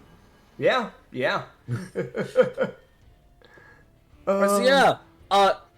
His left side starts to crack and rip open as blood just starts to rush out of it from the Evertide being transferred. Okay. As, alright, now you have your bonus action. Alright. How far away is he from me? He's sitting at his throne, so he's a good, like, 35 feet. Okay, I can move that distance. So I move You son of a bitch. all the way over, and 10 feet away from him, I jump into the air, and he can roll me a dex save. He's sitting, so this is probably gonna be a thing of can you teleport fast enough? yeah, no, that's fair. Because if not, he's getting ground pounded in the honor of Felsha. You a raggedy bitch, you know? Also, I know it's like, wow, Why'd you cut out? Because I was sitting here, I was like, this is a phase transition. He's fucking just obliterating a dead man. I need to stop him. It's valid. It's valid. I can't stop the destruction, but Jesus. Dude, This is so unnecessary. Obscene amount of damage. To a dead clone. Yeah. So funny to me. Just like, it's like, alright, my clone should at least hold for like, I don't know, like 2 or 3 minutes. What the fuck? Dude, yeah, no, the clone was just using the, so this is where, Bilva mentioning it's just a druid was actually true. The clone was just the druid version of Rashi. The clone didn't have any of Rashi's extra bullshit. Yeah. So, the clone was like, I've got it. Die. Dude, they did not stand a chance. No, he really didn't. Oh, He was facing a demigod and another demigod. Like, there's really... His name is Rashi Tagash, and he is a fucking mortal. He's more mortal than you two. Yeah, that's fair. That is fair. When the BBG is more normal than the people who came to kill him. Dude, that's something that almost never happens, let's be honest. This is a specialty. Yeah, I want to mention, he's just sitting here like, what do I do? Like, he's just sitting there like, what the fuck? Alright. Alright, dex save, 24, I'm guessing. Yeah, it's 24.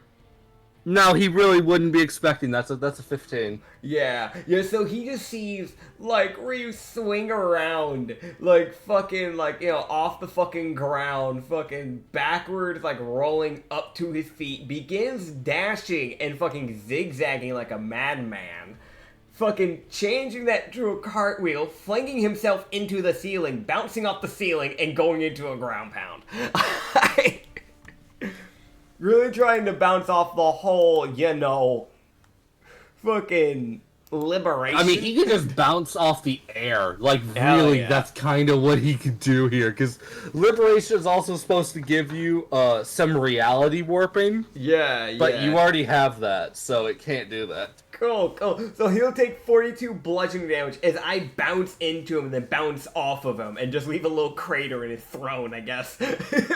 Alright, 42 damage as I get to unlock his other sheet. Yay. Oh, God. Dude, that's so funny to me. Just, I'm like, alright. No, he wouldn't expect that. Nobody would. No. Alright, as the level 27 and the level 20 go toe-to-toe with the level 40. All Rashi is. The level 40 bastard. Yeah. Ooh. Alright. As, you're a piece of shit. Yeah. Alright, Bilva does her bonus action of transfer debuff. In her action of... Wait, what does this do? You got this. I believe in you.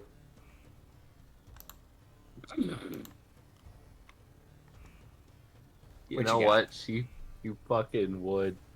Mm-hmm. Alright, she forces Rashi, and also, by the way, as like the clone went down, the summons would reappear. Okay. To keep the fucking his old pillars away. Yeah. Except you can really tell now that the summons from this actual Rashi are a lot more powerful. Yeah. So it's like they're like, oh wait, no, there's the Hellhound. Okay, oh god. As dude, no matter how Bilva, strong it is, no matter what the monster is, it is not getting that gourd off that man. I hate to tell you, that is dude, it's not. That is a part of that man's body. It very borderline is. Yeah. That man fucking sleeps with that shit. It isn't going anywhere. Oh my god. It's up to the hound to learn that. Yeah, the hound's trying. It's like, give me the guard. God damn. Whatever, I'll go for your arm. Just gives up. Smarter Okay. option, honestly. So, Velva uses one of her abilities that she just goes, Hada. As, she begins, as, Ryu wouldn't notice this, but to everyone else, she begins to glow. Uh-huh.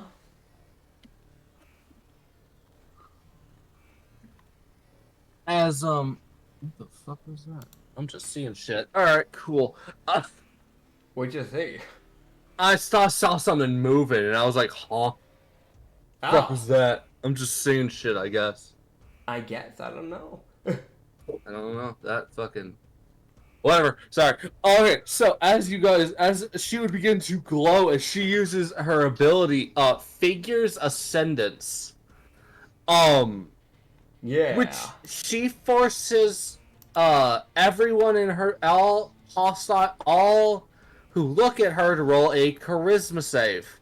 So, or an int save. Sorry. So all of the summons rolled. Uh-huh. They all failed. So none of the summons can raise a hand against her, even if they wanted to. Damn. Because they're charmed.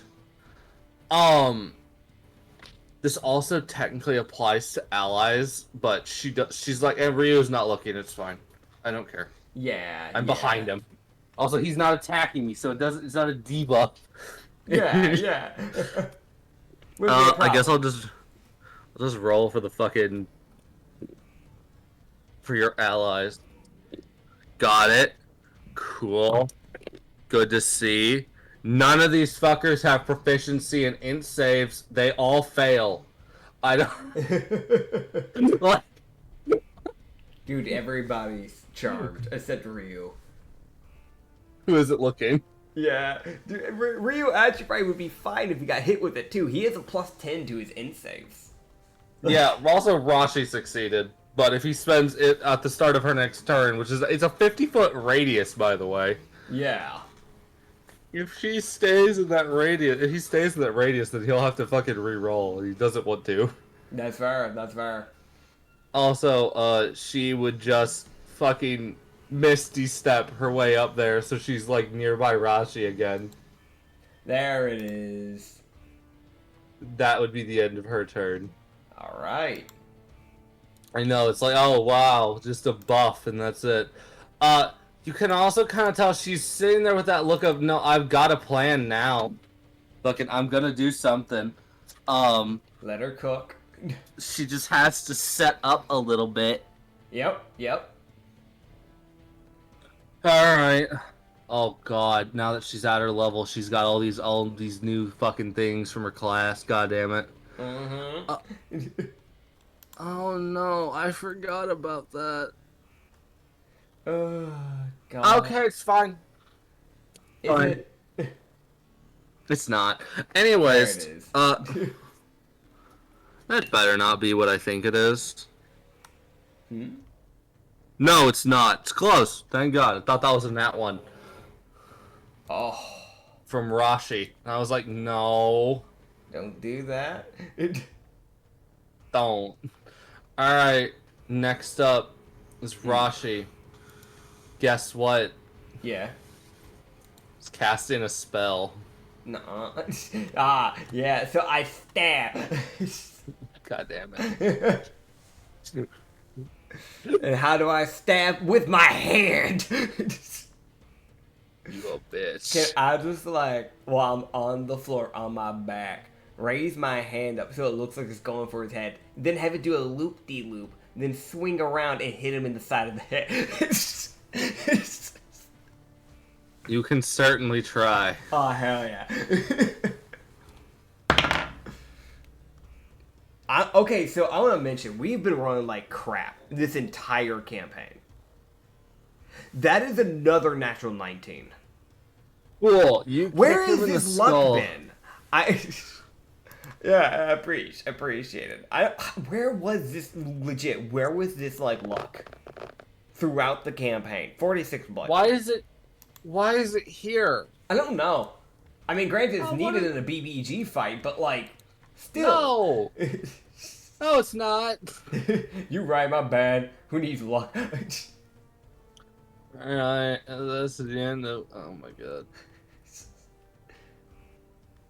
That's... Alright. Oh, wait, yeah, he gotta cast a spell. Whoa. Okay, so for now he's still... Yay, he holds concentration. Yay. Ah, damn it. No, everyone. For once, he doesn't have Warcaster. Should he? Probably, but he doesn't. It's been 1,000 years, no one's fought him. So... It's been a hot minute. He hasn't needed to worry about it. Give him a break. Yeah, it's actually the reason he doesn't have Warcaster, so he's actually having to fucking roll at disadvantage. And if he has to roll above an 11, he has to roll an 11 or higher to keep his fucking shit. Yep. I mean, it makes sense.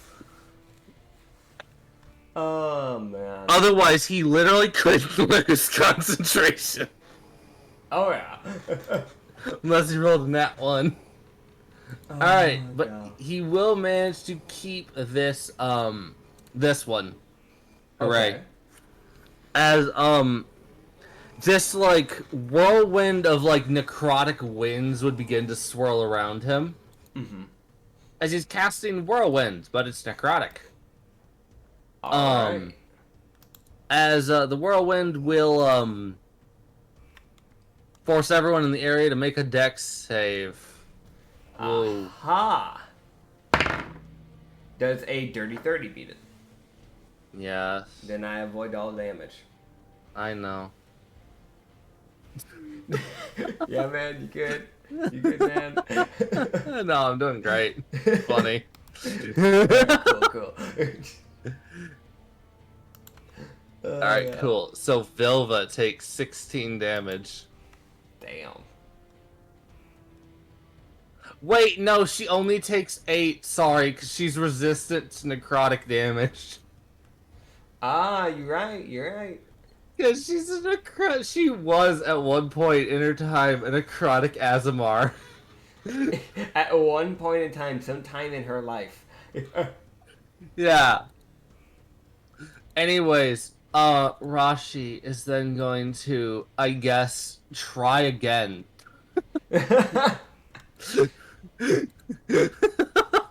Dude, just the most. I guess he'll just do it again. He's gonna cast a different spell because that clearly didn't work, so let's try a different one. Oh, what does this do? Oh, he could be a bitch and cast that on himself. Oh. He's smart enough to think to do that. Nope. Damn. He's just bad. No, it also make it extremely annoying. So I'm not gonna do that. Fair enough. It's up to you, man. If you want to do it as a DM, you can do it. I don't blame you. I'm not gonna. Alright. I'm looking at this spell called Invulnerability. It makes him immune to damage for 10 minutes. Oh, wait, why is that a spell? It's a spell. It's a spell wizards get. For 10 minutes? Yeah, it's a 10-minute concentration. How could people make you lose the concentration if there's no way to hit you? Isn't that literally just a cheat sheet card for like a player to just go, nah, and just ignore the DM? I think, even though you're immune to the damage, I'd assume you getting hit, you still have to roll concentration? Maybe? At least the way that's how I'm gonna fucking run it. Yeah. I'll be real, I've never actually noticed that, that spell. It's a 9th level spell, so... I'd probably run it in a similar way. I'd either just run it or just ban it from my campaigns. Because, like, this is me personally speaking as a DM who's been doing this for quite a few years. That's... like, Like, there's got to be something that can be done about it. Like, that's the things with stuff like that. Like, unless there's a way to break the concentration, like giving, because like also that means that a DM could use it. It won't be very fair for a player to not be able to do anything about it. You know what I'm saying? Yeah. Like, it's a two-way thing. Like, I wouldn't want my players fucking spamming that shit, but also at the same time, I wouldn't want to be a player like dealing with a DM that's just throwing that up there and be like, all right, yeah, you can't hurt them anymore, and there's no way to break the concentration. It's like, oh, so we just lose. I mean, it's a 9th level spell, luckily. So. Yeah, I mean, yeah, it is 9th level, but you get my point. Like, Yeah. that would fuck up any party. Like, Yes. huh. Very interesting. Yep. I don't know how it's supposed to be run, but it just makes you immune to all damage. You know, whatever makes Wizards of the Coast sleep at night.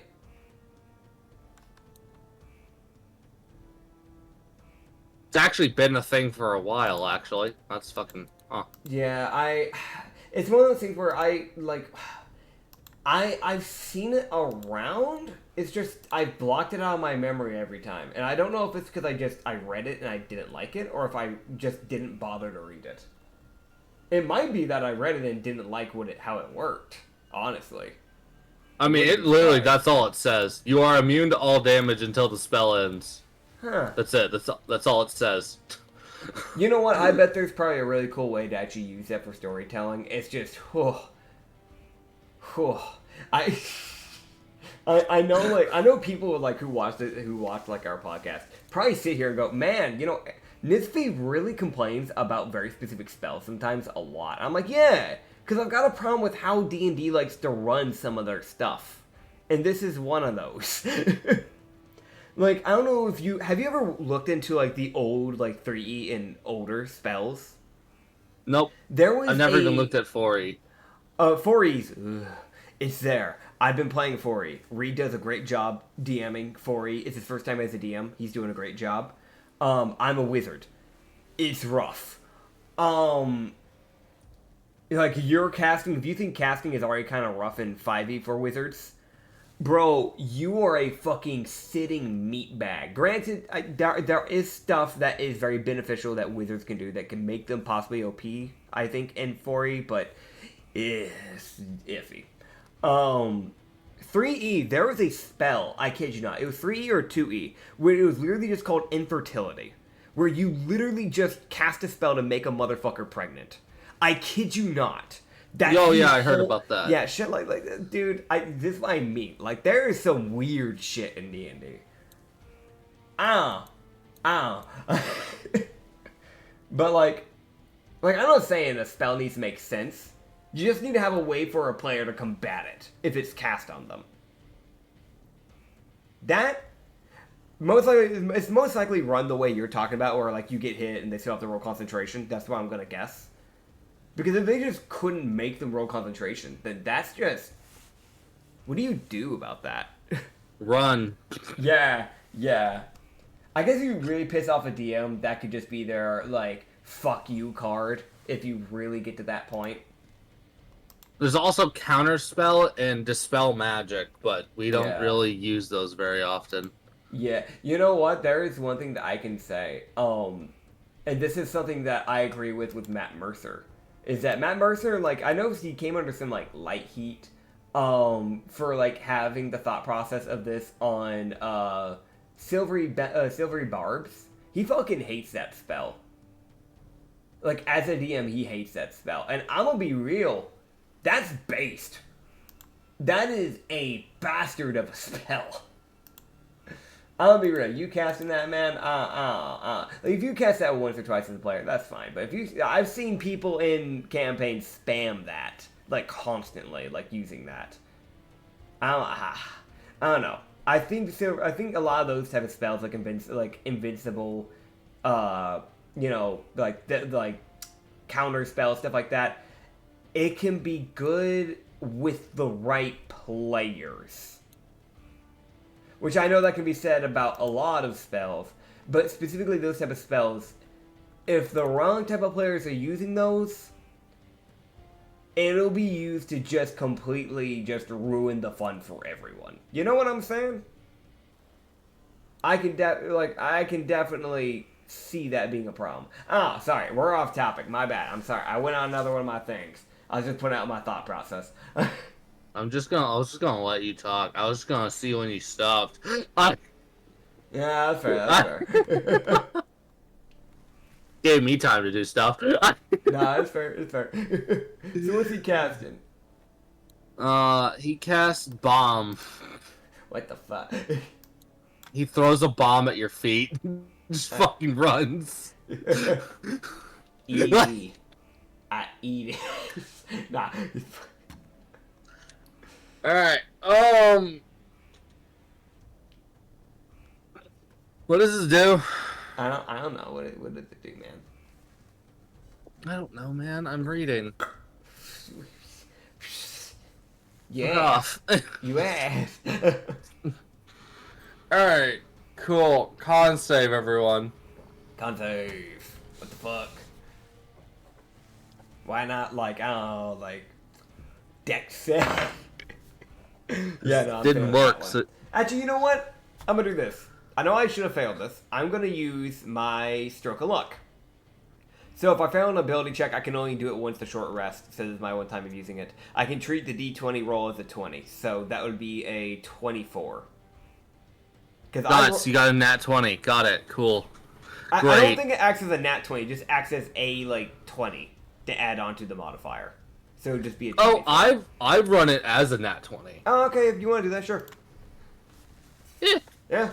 Because I looked at it, I'm like, well, it makes more sense that it's just like a nat 20, effectively. That's fair. Yeah, I'm using that to cancel out my natural 2. Cool. Great. So you take no damage. Heck yeah. Fuck you. It's nat 20. Alright, yay, Vilva fails. Vilva, no. Not that it fucking matters. I just... Vilva, I thought you were built different. Vilva. As everyone within a 60-foot radius takes 53 necrotic damage. Damn. As he casts 9th level Circle of Death. God yeah. damn. What the fuck? Wow, it's a boss. Moving on. It's messed up. Nah, that's valid. Dude, I can't wait for the next thing. Alright, cool. So he actions. Dude,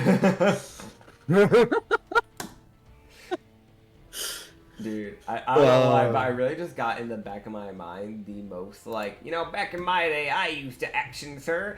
Fucking Ryu.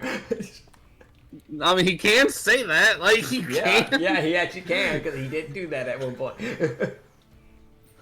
He has some rights. Alright. Next up. Fucking you. Go. Yippee, Time to ruin my life again. What the fuck? Okay. So, alright, swing your 17 blades with your 18 buffs. Hey, I'm gonna have you know, I don't always do the same thing every turn, and I wasn't gonna do the same thing this turn. Alright, hold on. So, what I wanna do, right, is I wanna do something a little different. Using a mana slot, you're gonna see a fucking tower form into thin air. Oh, motherfucker. As it crashes through the ceiling, probably. Because it's a literal bell tower.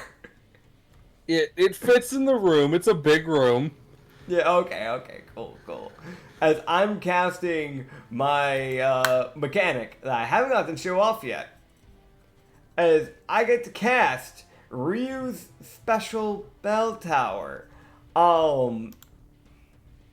This old bell tower, I'm looking for where it went. I'm trying to figure out if it's on which sheet it's on. And I can't. I know it's in action. I just gotta find which one it's on. There it is. Okay. Yeah. So it is. So basically, anyone within 30 feet of the bell, any enemies, it does not affect allies. So any enemies within 30 feet of the bell tower, I don't know if that's the monsters included, must roll a con save or become deafened and take full damage. They take half damage on success. It's a con save of 16. And this thing stays up until Ryu loses concentration. Okay.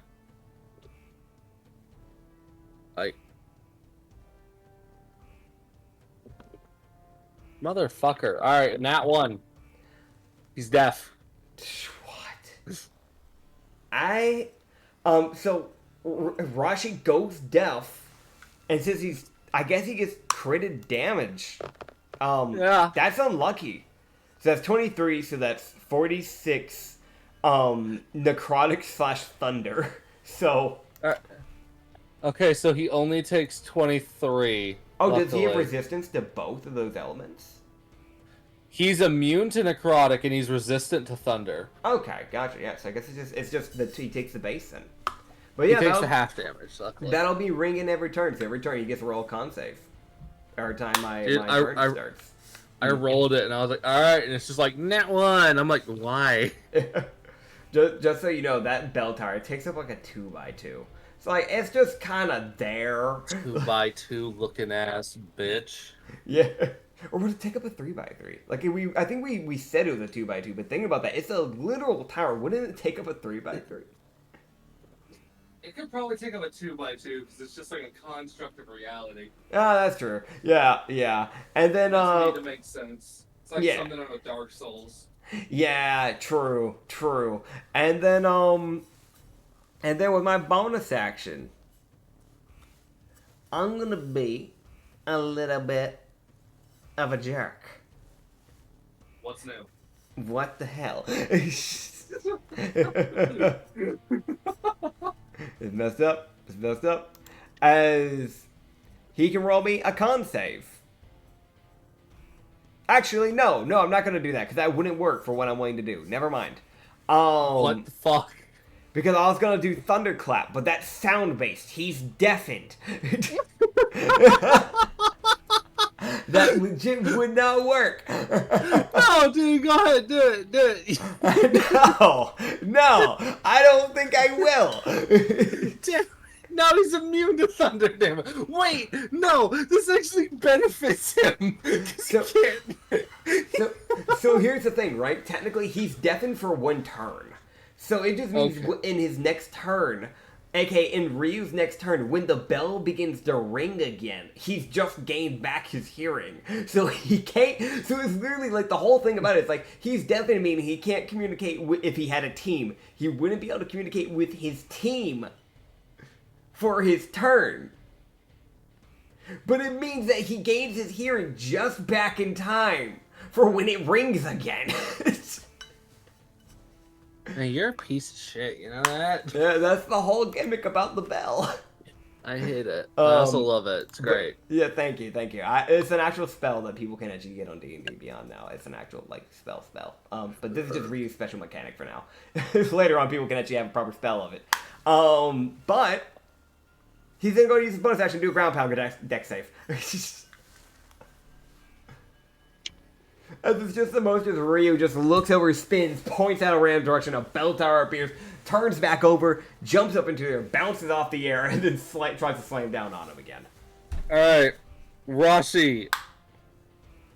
Where there's a nat 20, or there's a nat 1, there's a nat 20. He gets out of the way and you shatter his throne. Awesome! And he won't take any half damage because he got a nat 20. That's valid. Yeah, so he just kind of deforms into this necrotic mist and kind of moves out of the way. He only moves 5 feet, but it's just enough to get out of the way. God. Alright, cool. As, he's gonna roll that con save against Evertide. Alright, yeah, the con save on Evertide, thank you. What's the A save DC? At 19, if I remember right. Okay. Yeah, 19. So he will succeed, but roll the damage. Okay. He can't stop the Evertide unless he rolls a medicine check. Yep, he can only have it. Actually, no. So the thing with Evertide, the thing that makes it fucked. Yeah. He can't stop his own Evertide. No fucking shut. 102 fire damage. Jesus Christ! Alright, 51 fire damage. God damn. Evertide's stupid. Yeah, no, it really is. It was Oh less my stupid God. when you unlocked it. It's more stupid now because you're level 20. It's literally like... I wanted to make the bloodletters like nearly as damaging as the assassins. I think I Yeah. made them worse. Once they're Yeah. max level. Yeah, like But early game level assassins are assassin. stronger. Yeah, 100%. Especially if you have 4 arms, this class gets really stupid. I was sitting as I was making it, and I was like, wait, no, Ryu's going to be able to fold reality using this. Like, he's going to be able to abuse the world Uh-huh.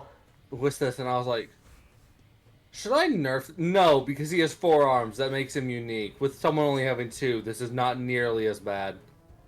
Yep. Yep. It just sucks. Anyway. Dude, he's just a problem. I do want to put it out there for everybody here being like, he min-maxed. He chose to do a 4-armed race and all this. It was my idea. It was his idea, yeah. I was on the gates of what I even wanted to do for a character for this campaign, and I threw around the idea of doing the Fancy race, because the Fancy was the first ever race that I ever made, and I wanted to have a reason to remake them. But I also wanted to do a dirla, because we had made the dirla and never actually got to use it for a PC.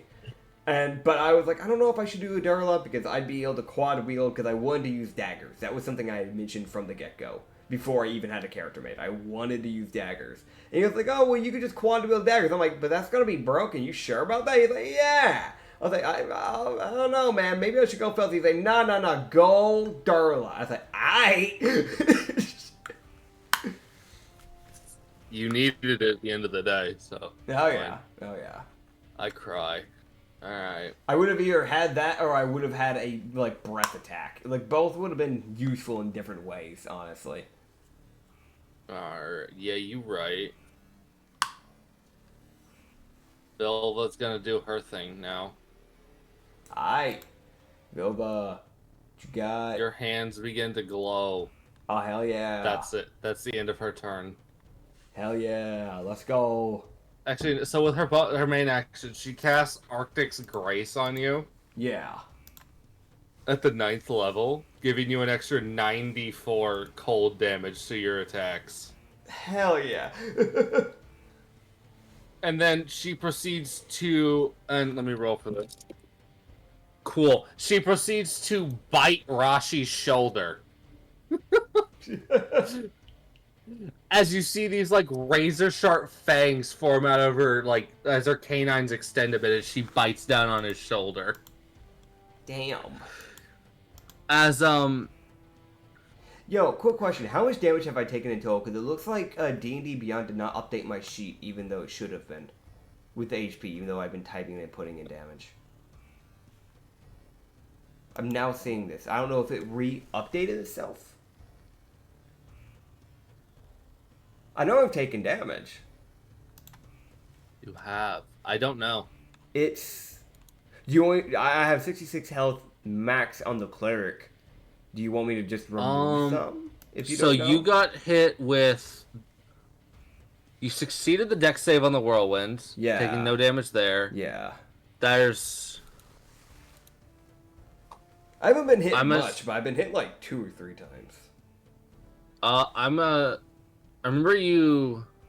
There was the 4d8 that I didn't You choose took to 40... have. You took 48 necrotic damage. Yeah. So I think that was the only bit of damage you actually took. Okay. Yeah, I'm just realizing it just didn't do the damage for some reason. That's weird. Yeah. So 48, yeah, that's it. 48. That's all the damage I can find. Okay. Yeah. Okay. Gotcha. Someone's definitely gonna go into the fucking backlogs and correct my ass, and that's fine. But... Dude, I that's like something I'm always nervous about as a DM, because I'm just sitting here like I'll say something and I'm like, god, dude, someone's gonna come back and be like, actually, you said that this character said this like back like 15 episodes ago. I'm gonna be like, man, I don't remember that. Motherfucker, I don't remember yesterday. Yeah. Remember is rough because like I've thrown so much fucking like lore in there that there's sometimes I actually sit there and I'm like, Oh god, what is it? What was the thing about this character? There was something about. Oh fuck, what was it? What did I say? What was What did canon? I say? Like there was like a tribe that I threw out about Karori at one point randomly, and then I like after that session, like a few sessions later, I was like, all right, I'm gonna bring up that tribe. Oh god, what was the tribe's name? And I could never find it because I didn't know where to find it in what episode, and I couldn't remember. So I just never brought it up again, and luckily no player ever asked about it. Yeah, no, I remember you told me you'd forgot, so I never brought it up. Dude, valid. Thanks. I was like, I'm not gonna be an asshole. I know he wouldn't ask me if I mentioned I didn't remember something. No, I don't do that. Because I know that is a rough thing to try and figure out at the DM. At that point, it's like, all right, new name, and then like, yeah. Yeah, no, I was like, oh no. And you mentioned, I was like, I hope no one else asks. Please, everyone, shut the fuck up. No one ask. Thank God. Or sometimes I forget that, like, both as a player and as a DM, I'll like throw out random plot hooks or I'll throw out an idea. Like literally, like last session, where I was like, "Yeah, I'm gonna go tell Katsu about the thing," and I got distracted. And I never actually got Katsu to help. Oh yeah, you wanted to do this. Yeah, and then we just didn't. Yeah, you're right. I'll just put out canonically that Ryu was just like, you know what? No, I'm not doing. He's been through enough. Yeah, he's been through enough. Alright, as Vilva... Oh no. Alright, so here's what happens. Vilva regains a spell slot because she bit Rashi. Okay. As Vilva deals with Greedy Fangs, as it's called, 50 piercing damage.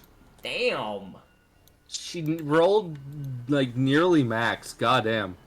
Yo, good for her. She was 20 points off from max. Okay. And this thing says, and she heals for half her damage dealt. Mm-hmm. Yes. And gains a spell slot back equal to half of her level. Hell yeah.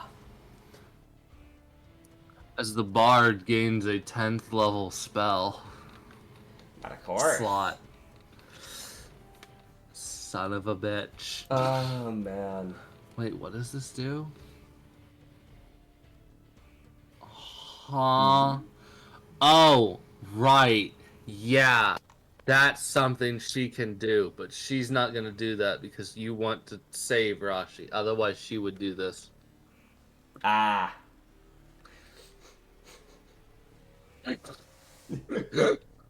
She's got a thing where it's like, alright, I can just kill his ass. Oh no, we're supposed to say, okay. Yeah, we're just trying. I mean, technically, we have to kill him to get rid of the soul thing. No, she was looking at a more permanent option. Ah, getting rid of the soul type of. Oh, God. She was like, alright, I can just get. Oh, never mind. Never mind. I'm just gonna not. I'm just gonna let it. I'm gonna let them sort it out. I'm here. Fair. All right. As Vilva, with her, that was her. She did something, I think. No, she hasn't done anything yet. No, she. That's the end of her turn. Yeah, she buffed you. There you go. Heck yeah. Woo. Alright, cool. So I think that's now Rashi's turn. It is. Alright. So, guess what? Yeah. Wait, okay, hold on. Huh.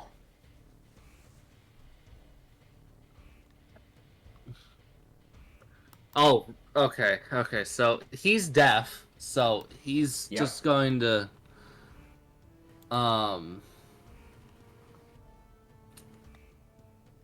see that look of like, what do I do? Like, how do I? All right, fuck it, cast another spell. Oh god.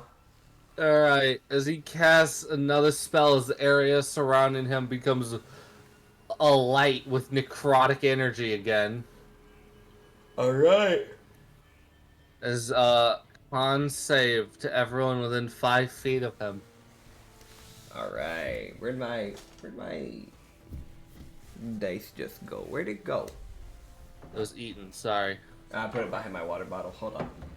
How the fuck? That is a 13 for me, so I know I'm failing.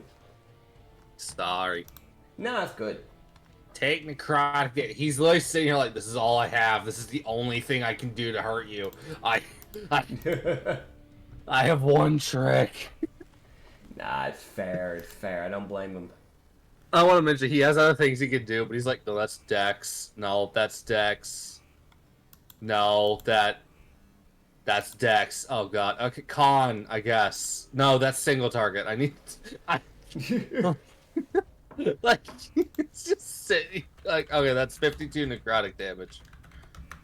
Oh man. So 52 is what you said? 52, yes. 52 necrotic. Okay. As he is then going to Alright. combine extra bonus actions, cast another spell. Alright. This is going to look directly at Vilva. What the fuck? And extremely like, this is personal. Go fuck yourself. It's just, like, Leave the wizard alone. I mean the bard. joke's on you. You don't know. God. Oh no! Oh, huh? He forced her to roll an int save. Ah, she's got And this. she rolled a nat 2. That's surprising. So she fails. That's surprising for her. What is he doing? Yeah, no, yeah, she's surprised too. Yeah. I.e. me. Yeah, no, As he looks at her, as you see this psionic screech come out from him as it envelops her. As, you would see her stumble back as she takes 50 psychic damage and becomes stunned. As, and she will lose concentration. Which checks. That is fair. On her spells. Which, Yeah. she is stunned, which I think... Yeah, her concentrations were broken anyways. Alright, cool. Yeah. As that is the end of Rashi's turn. Okay. As next up is Ryu, because Vilva's turn is skipped. But now, Rashi must roll a fucking con save. Yep. For your stupid bell. What's the DC? It is a... Hold on. I gotta keep checking. Why does it always disappear? What is that about? You have a lot of shit. I have a lot, yeah. Okay, hold on. Action. Hold on. There it is. Okay. It's a 16. I would have missed that shit too. I'm gonna be real. Thank you. For those people who don't know, I have to scroll on my sheet to find things. That's how much stuff I have. Uh-huh. Okay, so he will meet the DC, so he'll no longer be deaf. Okay, and he'll take half damage. Okay. But it's 3 damage, so that's good. Yes, it's 25. Okay. And then he fails to Evertide. Yeah. No, he fails to Evertide. God damn it. Okay, so I can roll that as he takes from Evertide. Full damage. Come on, roll high. It's just sitting there. There's, I guess, a dice wiggling. 91 fire damage. You son of a bitch. That's 61. Sorry, I meant 91. Yeah, 91. Alright, after that burst of blood from him, you can kind of see a little bit of that, like, oh, okay, I don't appreciate that. Yeah, yeah. He's gonna hate this more. As I'm gonna cast Veil of Darkness. Using my bonus action. Or is that an action? It says action, but then it showed up as in the bonus action areas. Is it a bonus action or is it an action? It's an action. It is, okay. Well, It's an okay, action spell. That ruins what I was waiting to do then. Hold up. Am I gonna bother with this? Yeah, it's more like a prep spell. It also makes you invisible. He's been using a lot of decks, a lot of saves rather than attacks. I don't think that's gonna matter.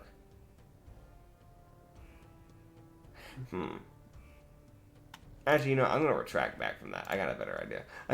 I honestly, I don't know why, but I guess I misread it, but I thought it was a bonus action. That's why I was like, yeah, I'll use Veil of Darkness. I haven't used that yet. No, I made that one an action because I was like, no, this is fucking strong. Oh yeah, no, it is. It very much is. It's just with this current fight, it's actually not that useful for me in the long run. I just saw the extra damage. I was like, that could be useful. But it's necrotic. Yeah. I just like doing extra stuff, man. You know me. I'm trying to shake it up a bit. I'll cast. Just punch him. I don't know. Bonus action. I'm trying to be nice about this.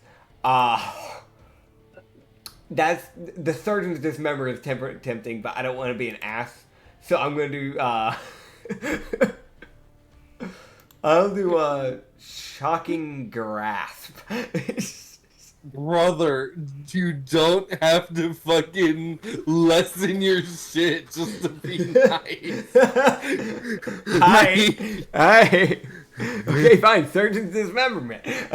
Cool. It doesn't do anything to him. Yeah. Extra. I know. It's gonna fucking do shit. What do you fucking cut off? Well, I've got to hit him first. You're gonna hit him.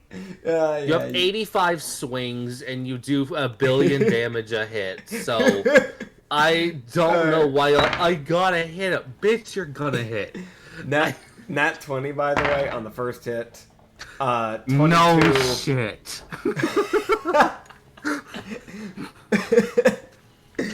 22, and then 22, and then... Yeah, 23. Yo, that's fucking crazy. All those hit. I was right. That's crazy. That's crazy. Awesome. Okay. So I want to mention I'm not bitter at all. I'm actually not. I'm just sitting here smiling because I'm like, I know there's nothing I can do. It's just... So I'm gonna be a little bit of a funky boy. I'm gonna cut off his head. Damn. So it's like popping off his head. He'll have disadvantage on perception because his head's on the floor, and a minus. His head rolls down the stairs. Yeah, it rolls down the stairs. He's just getting a straight up look directly up towards like Ryu's tails.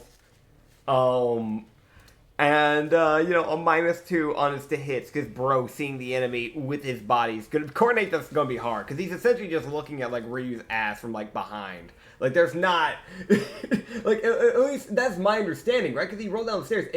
Aren't I like my back to the stairs? He's closer to the stairs than you. Oh, okay. Because you're behind him. Because you went over him. True. Slammed down on the throne. True. Yeah, I don't know. Yeah, my brain was like, yeah, I'm at the stairs. So if he rolled down the stairs, then no, he's literally just looking up at my ass. Like, there's not. No, this is like the worst fucking view. Dude, if you get really unlucky with something like that, and you cut off someone's head like that, that could get really sketchy. All right, it's fine. Moving on. God forbid that you be wearing a skirt or a dress. Yes. Yeah. God forbid his head lands nearby Vilva. Oh, you know. Yeah. No, I'll be real. That soul's gone. I'm sorry, Rusty. I tried. All right. So, oh my god, almost max you went damage. Down the stairs. So, 17 force damage from the Surgeon's Dismemberment in the process. And now then roll everything else. Yeah, I will. I'll roll the crit one last, so that way you know what the crit damage is. So going Flame Whip. That's 16. That's 15. I'm getting a calculator. And then that's 15. I'm not. Do you want me to wait for you? I've got everything up. Go Okay. ahead. So that was 16, 15, 15. And then we had the D6 of Psychic, which is 5. The 2d6 of Bludgeoning, which is another 5. And then the 6d6 of Fire damage, which is 19. Now, this is the crit one. As the crit will deal, I'll let you double it yourself. That's 13 slashing. A d6 of Bludgeoning, which is 6 bludgeoning. And then 3d6 fire damage. Of course it is. 14. That was almost max numbers on all of those rolls. Yeah. And, as usual. Yeah. And then we've got Bloodletter Blades. Come on, man. Bloodletter Blades. I have 2 more charges, so I'll use those last 2. No, they're concentration, if I believe. I haven't been rolling. Okay, yeah, they last for a minute. So you're telling me that like the other turn I could have rolled another 4. It's fine. Just roll. 10d6. So this Put first him out one of should be the his crit misery already. one, so that's 64 for you. I went ahead and doubled it for you. And then Okay. Now for the other 3. 38, 36, and 38. And then the sneak attack damage, which is 38, and the Bloodletter Mist, which is 9.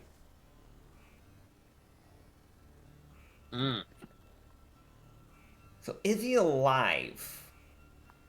It's a good question. I gotta find out. Okay. Yeah, because I don't know. Like,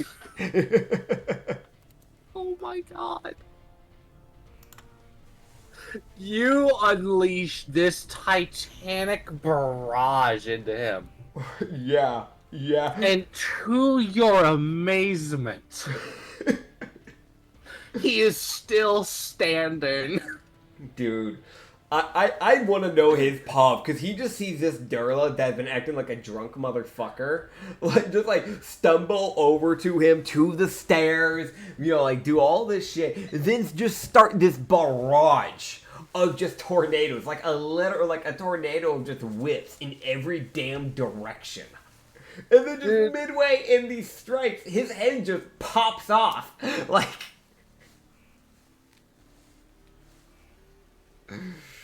Dude, just, what do you even do? Like, what do you say to all of it?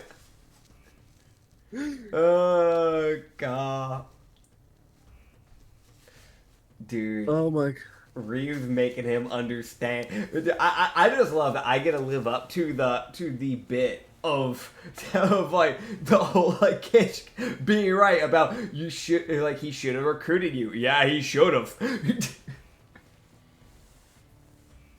Oh god. Alright. He's still standing. He went from mostly fine to crippled. Probably, maybe. Standing. Yeah, that's all that he's hearing right now. I'm gonna be real. That's all he's hearing right now. It's evident. Alright. I'm still standing. Alright, I know what he's gonna do. Okay. His turn. Alright. Alright, I think it's his turn now. What about Vilva? Vilva's stunned. Damn. Remember? Yeah, you're right. Alright, so, Rashi casts Meteor Swarm. I react. Stab. Cool. I'll just roll it digitally this time. Let's see what we get. Even with a natural 5, that's a 23. Cool, it hits. Alright, so that's another 14 slashing. 5 So how do you want to kill him? Dude, wait, am I killing him in his, fucking spell? 11 fire damage. I just want to roll it so I can understand. Because we got the bloodletter blades. So, what I like to do, that's another 37 fire. What I like to imagine is, as he's, beginning to, cast this spell, there is that, sudden, just a moment of shift of just tone from Ryu, who's been kind of like bouncing and laughing and cackling and swaying.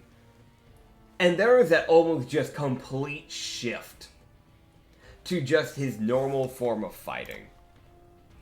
As he would go from that, like just constant moving, rapid, just, movement to just this stiff stare.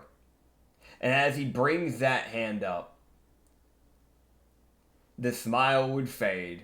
He'd duck underneath and slash his whip across the very rib. And if possible, I'd like that to make it to where I literally just cut into his body. Go ahead. Cool. And Rashi would fall to the ground as his summons would disappear. And Rusty would say, "This is your one shot to fix him. Otherwise, he's going to get up." And here we go. And I am going to attempt to... I think the plan was to literally cut the tie. Yep. And there... Oh, God. Oh, boy. And There's rolling. I'm actually going to do a thing. Oh, no. Doing this Arcana check to cut the tie of the gods. Uh-huh. I'm going to look to Fortune. And using a Fortune's Gambit die. You son of a bitch. He's gonna that one. He's gonna look to the fucking skies as he grabs this string of Arcana. And if I remember correctly, we're dealing with the Defiler, right? Mm-hmm. He's gonna look to the sky. And he's simply going to say one thing. You had your fun. Now rot in hell. And he will cut the tie. Okay. As you cut the string of ties, something would immediately happen, as if it was going to happen anyways. But as everyone would hear the sound of a heartbeat, a single just pulse of a heartbeat, as Rashi's body kind of like he melts into darkness and then reforms. Okay. As he doesn't look like his health was fully restored. He's probably at one hit point. Yeah. But it's like his body is in like an overdrive with temp health. Yeah. As Rashi would stand there, but you would see the purple eyes have faded back to this almost like this light absorbing black. Yeah. Of more of a like someone who has used way too much goddamn necrotic magic. Yeah, yeah. As he would sit there a moment and just kind of blink. As then you just hear a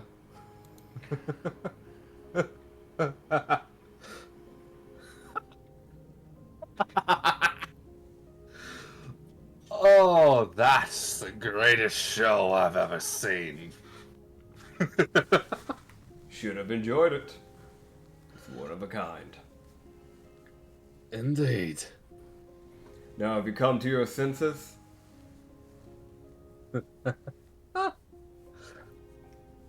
And myself, for God.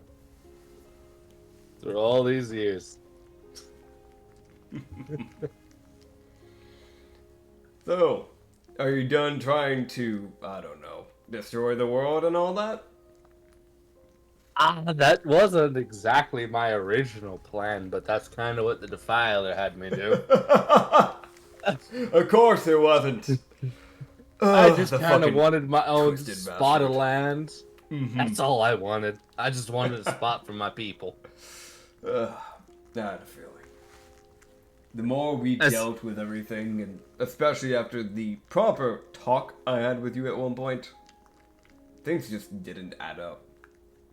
It made sense. And I kind of figured, after everything I had been learning about you from other people and then talking with your pillars, your companions, it just didn't make sense. If anything, I'd say you're more akin to what I am. Am I a great person? Fuck no. But Well, I will tell you this: you're definitely going to have to serve jail time. oh fuck. Oh well. Mhm. It's earned. It's earned. Don't worry, your friends, they get to figure out whether or not they want to die, if they want to pass on, because immortality isn't something to be messed around with. But if they wish to continue to live on, they get to spend time in prison with you, so at the very least you won't be alone. You just hear Zara just go and pull him away from this, so I'm gonna suffer with him. Fair enough. Should've. As yeah, Rashi just kind of cackles, and the difference between his laugh that he was doing before, which was it had no humor, Yeah. it was almost just like a reflexive laugh. You can hear there's mirth, this laugh, like there's genuine laughter Yeah. of a fucking man who is probably clinically insane. Yeah, I mean, Like- his mind's been racked. Like makes he is a broken man at this point. Well, But at the very Yeah. least, while you might be serving the majority of your life in prison, at the very least, if things come to be, who knows, maybe one day you'll get your time to shine in the light again. After Who all, I knows? was in prison. I got my yes. chance. Perhaps in a different timeline, I'm a better person. But in this one, I'm a shit. Perhaps so. Not that you can't change that, though. Well, I can't while I'm in jail. Think of it as rehabilitation. Yes. Because prisons are great at that. And just Listen, maybe Sekiro's is rather trashy when it comes to that, but you have to meet Darius. He's a good man. Also, I think you'll enjoy hanging out with a certain purple fox friend of mine in prison. ah. They're what got me to go away from a way more darker path. As also, Vilva would return to her senses finally. Yeah. I'm just gonna roll for something. Yep, this happens. Yeah? As he said, you just see this like Maja hand appear behind him and smack the fuck out of the back of his head. As he just, and you just hear, that's for screaming at me. Fuck. You just hear like, be like, all right, deserved.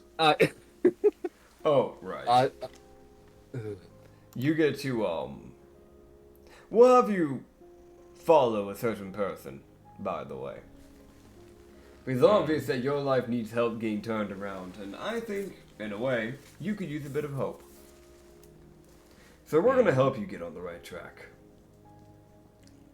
You devoted your life, whether if you thought it was a good idea or not, to the Defiler, and you also gave some portion of help from the mime. Quite a bit from the mime, but yes. Well, first of all, I've been helping the mime turn his mental state around. And that's going to be a side project of mine. But, think of this as your way of possibly redeeming yourself. You're going to help a certain goddess get her power back. Karina, the Thaumian of Hope. You want to do good in the world? If you want to fix up what you've done wrong, follow her.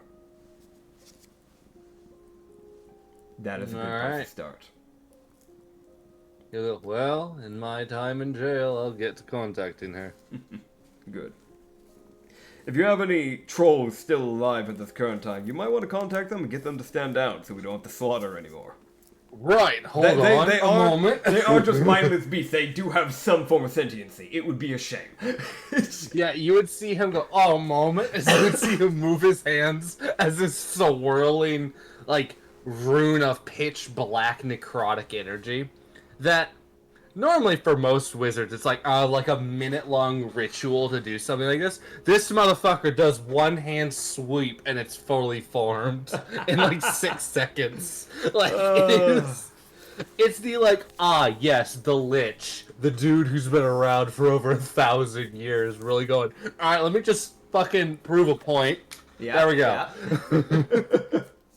Oh, man. As this, like, black wave would rush over probably the entire fortress. Yeah. And so he would just go, well, also, good job stopping me there. I'm pretty sure I was about to level this entire fortress. I'm not surprised. I had a feeling when you raised your hand, you were about to try something a little on the dicey side. If I'm correct in what my fractured, splintered, broken memory, I think I was about to call a meteor swarm. See, I wouldn't have allowed that. Yeah, most wouldn't. Anyways. Right, you can have your head. Oh, yeah. Yeah, let me... His body would walk down and pick up his head and put it back on his shoulders. Fair. Now, I want to mention, he was very calmly talking, like, from the bottom of the stairs. Yeah.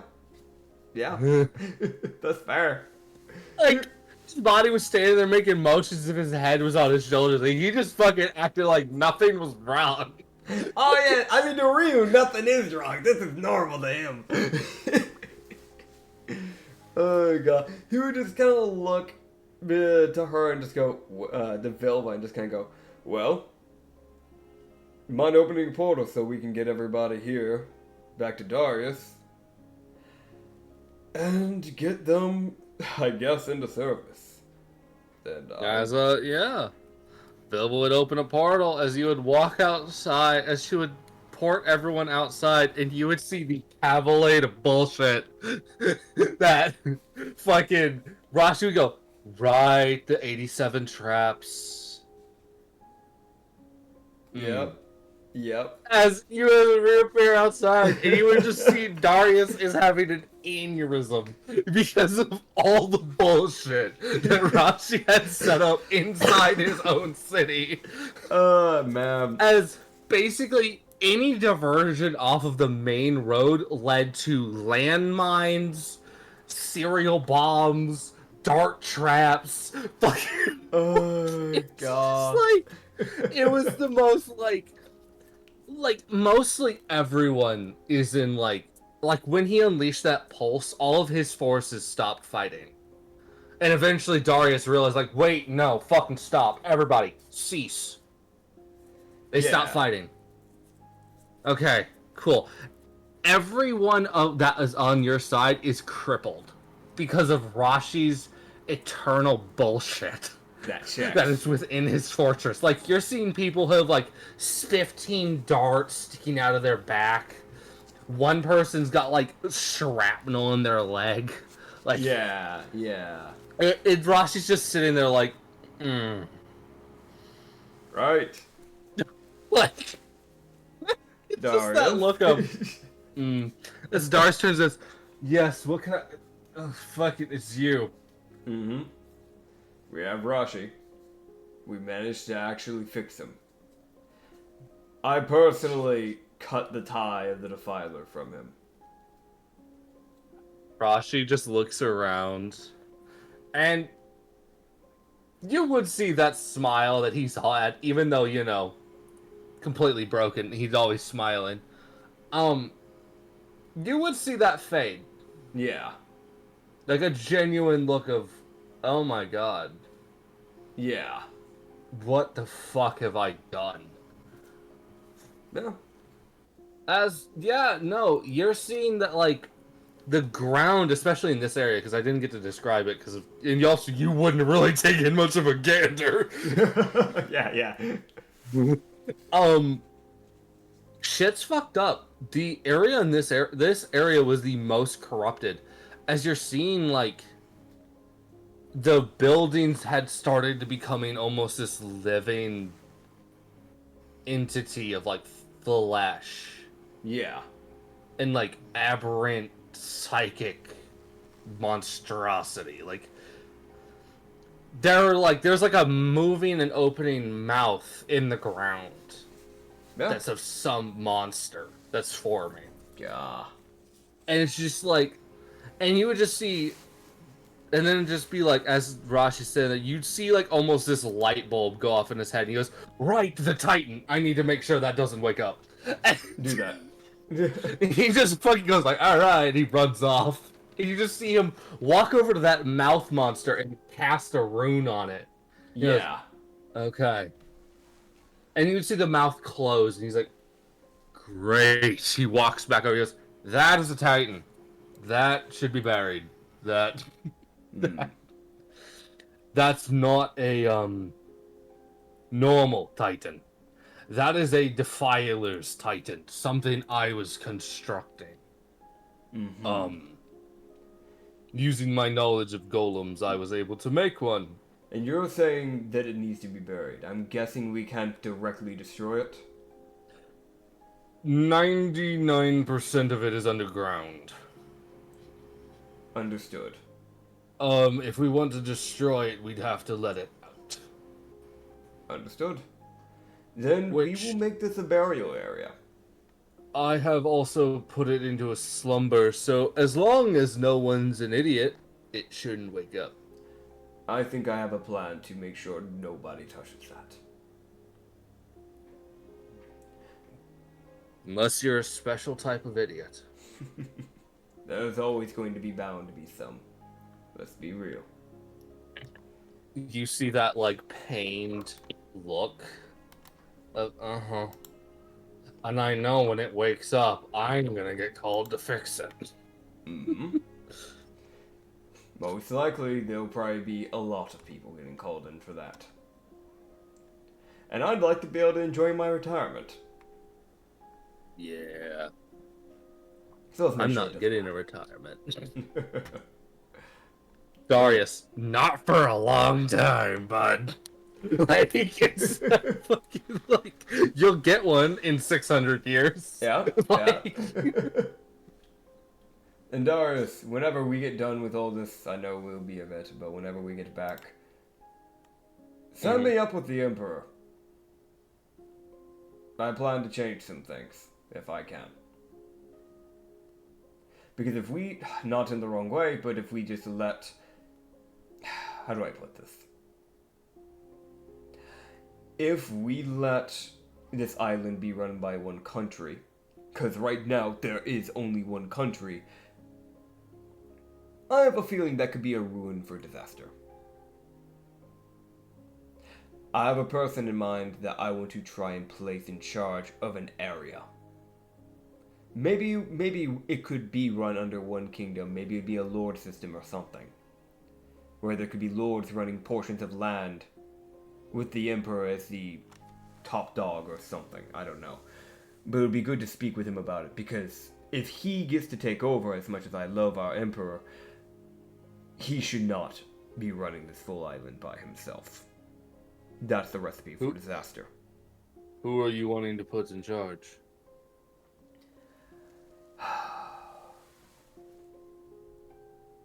There's two people I have in mind. One of them is, well, to be quite frank, I haven't even gotten to know him for very long. But with the bit of time that I've spent with him, I can already tell he has the grit for it. Which is my own son. I want to specifically put him in charge of the area that was destroyed and taken over by Rashi. So here. Yes. Because if he can take over this area, and allow Nerva to move her domain into here, and out of that area, the Fey Wilds would allow the perfect biome to cover and keep that Titan away. And on top of that, my son, he's already lived a long life. Which, that may sound crazy to you, but he lived in a past world. He already knows a lot. Nothing needs to be taught to him. I think he has the right mind for it. I know there's the other emperors that survived the blast from before. And don't get me wrong, I think they could be useful if they want to gain a portion of their countries back. But I think having those 3 countries, if it may remind you, we were constantly either at war or having a cold war. I think having smaller areas run by people, rather than 3 big countries, would lead to a more peaceful life. Which is why I also want to recommend Zelvik, the Bandit King. I can see him doing that pretty well. If we can allow him to build near the crossroads, near the underground area, he might be able to use the ores and advance our world in technology that we could only dream of. Let him take the mantle.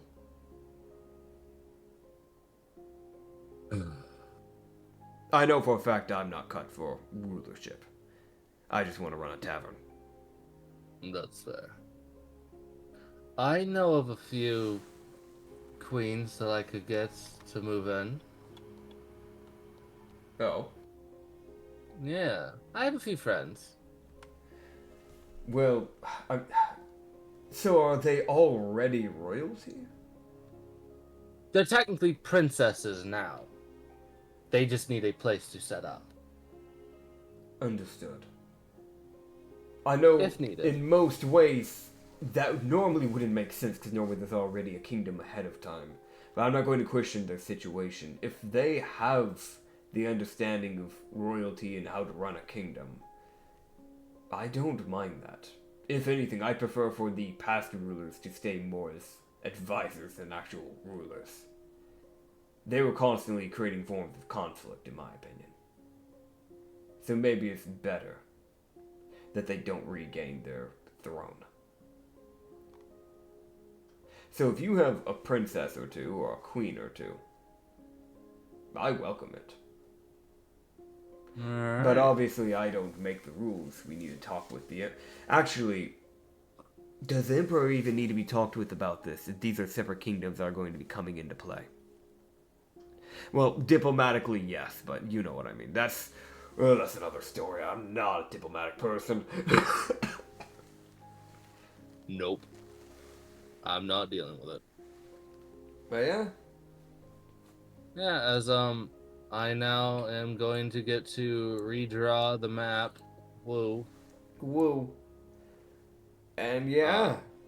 I guess that's the end of the Sanity Campaign. They'll head back. That is the end of Sanity. As I will reorganize the map as dude, the essentially the map is now going to be set like split up into way more like sections, excluding like what was Kibai effectively. Oh yeah. Yeah. I imagine they probably held like a banquet or something. I would imagine. Oh, there's a whole ass Yeah. fucking party. I'm gonna be real. Like, there's a whole thing. Except Rashi. He's in jail. He gets to watch from afar through the window. Yeah, he's in your cell. Love that. Like, Darius is like, this one, get in there. On the wall. Fucking rune time lock. And walks away. It is just... Dude, I love that. I love that. Oh, man. Yeah, no, Ryu would definitely drink his heart away for once in his life. He actually gets to drink alcohol. You definitely drink his heart away. For once, the world is at peace. For fucking now, until someone else fucking ruins it. Yep. Oh, man. Well, honestly, at this point, I think that's all that's left to say for today's session is, thank you for watching the Sanity Campaign. If you stuck around throughout the entire campaign, that's crazy. Yeah, we will see you guys in the next campaign, I guess. We're going to try and get the next one going up pretty soon here. We already had something planned. We've been prepping for it for a little bit now. I don't know if it'll start up next week or the week after. But we'll see when we can get going. So, thank you guys for watching this episode. And we will see you guys next time. Bye! Woo!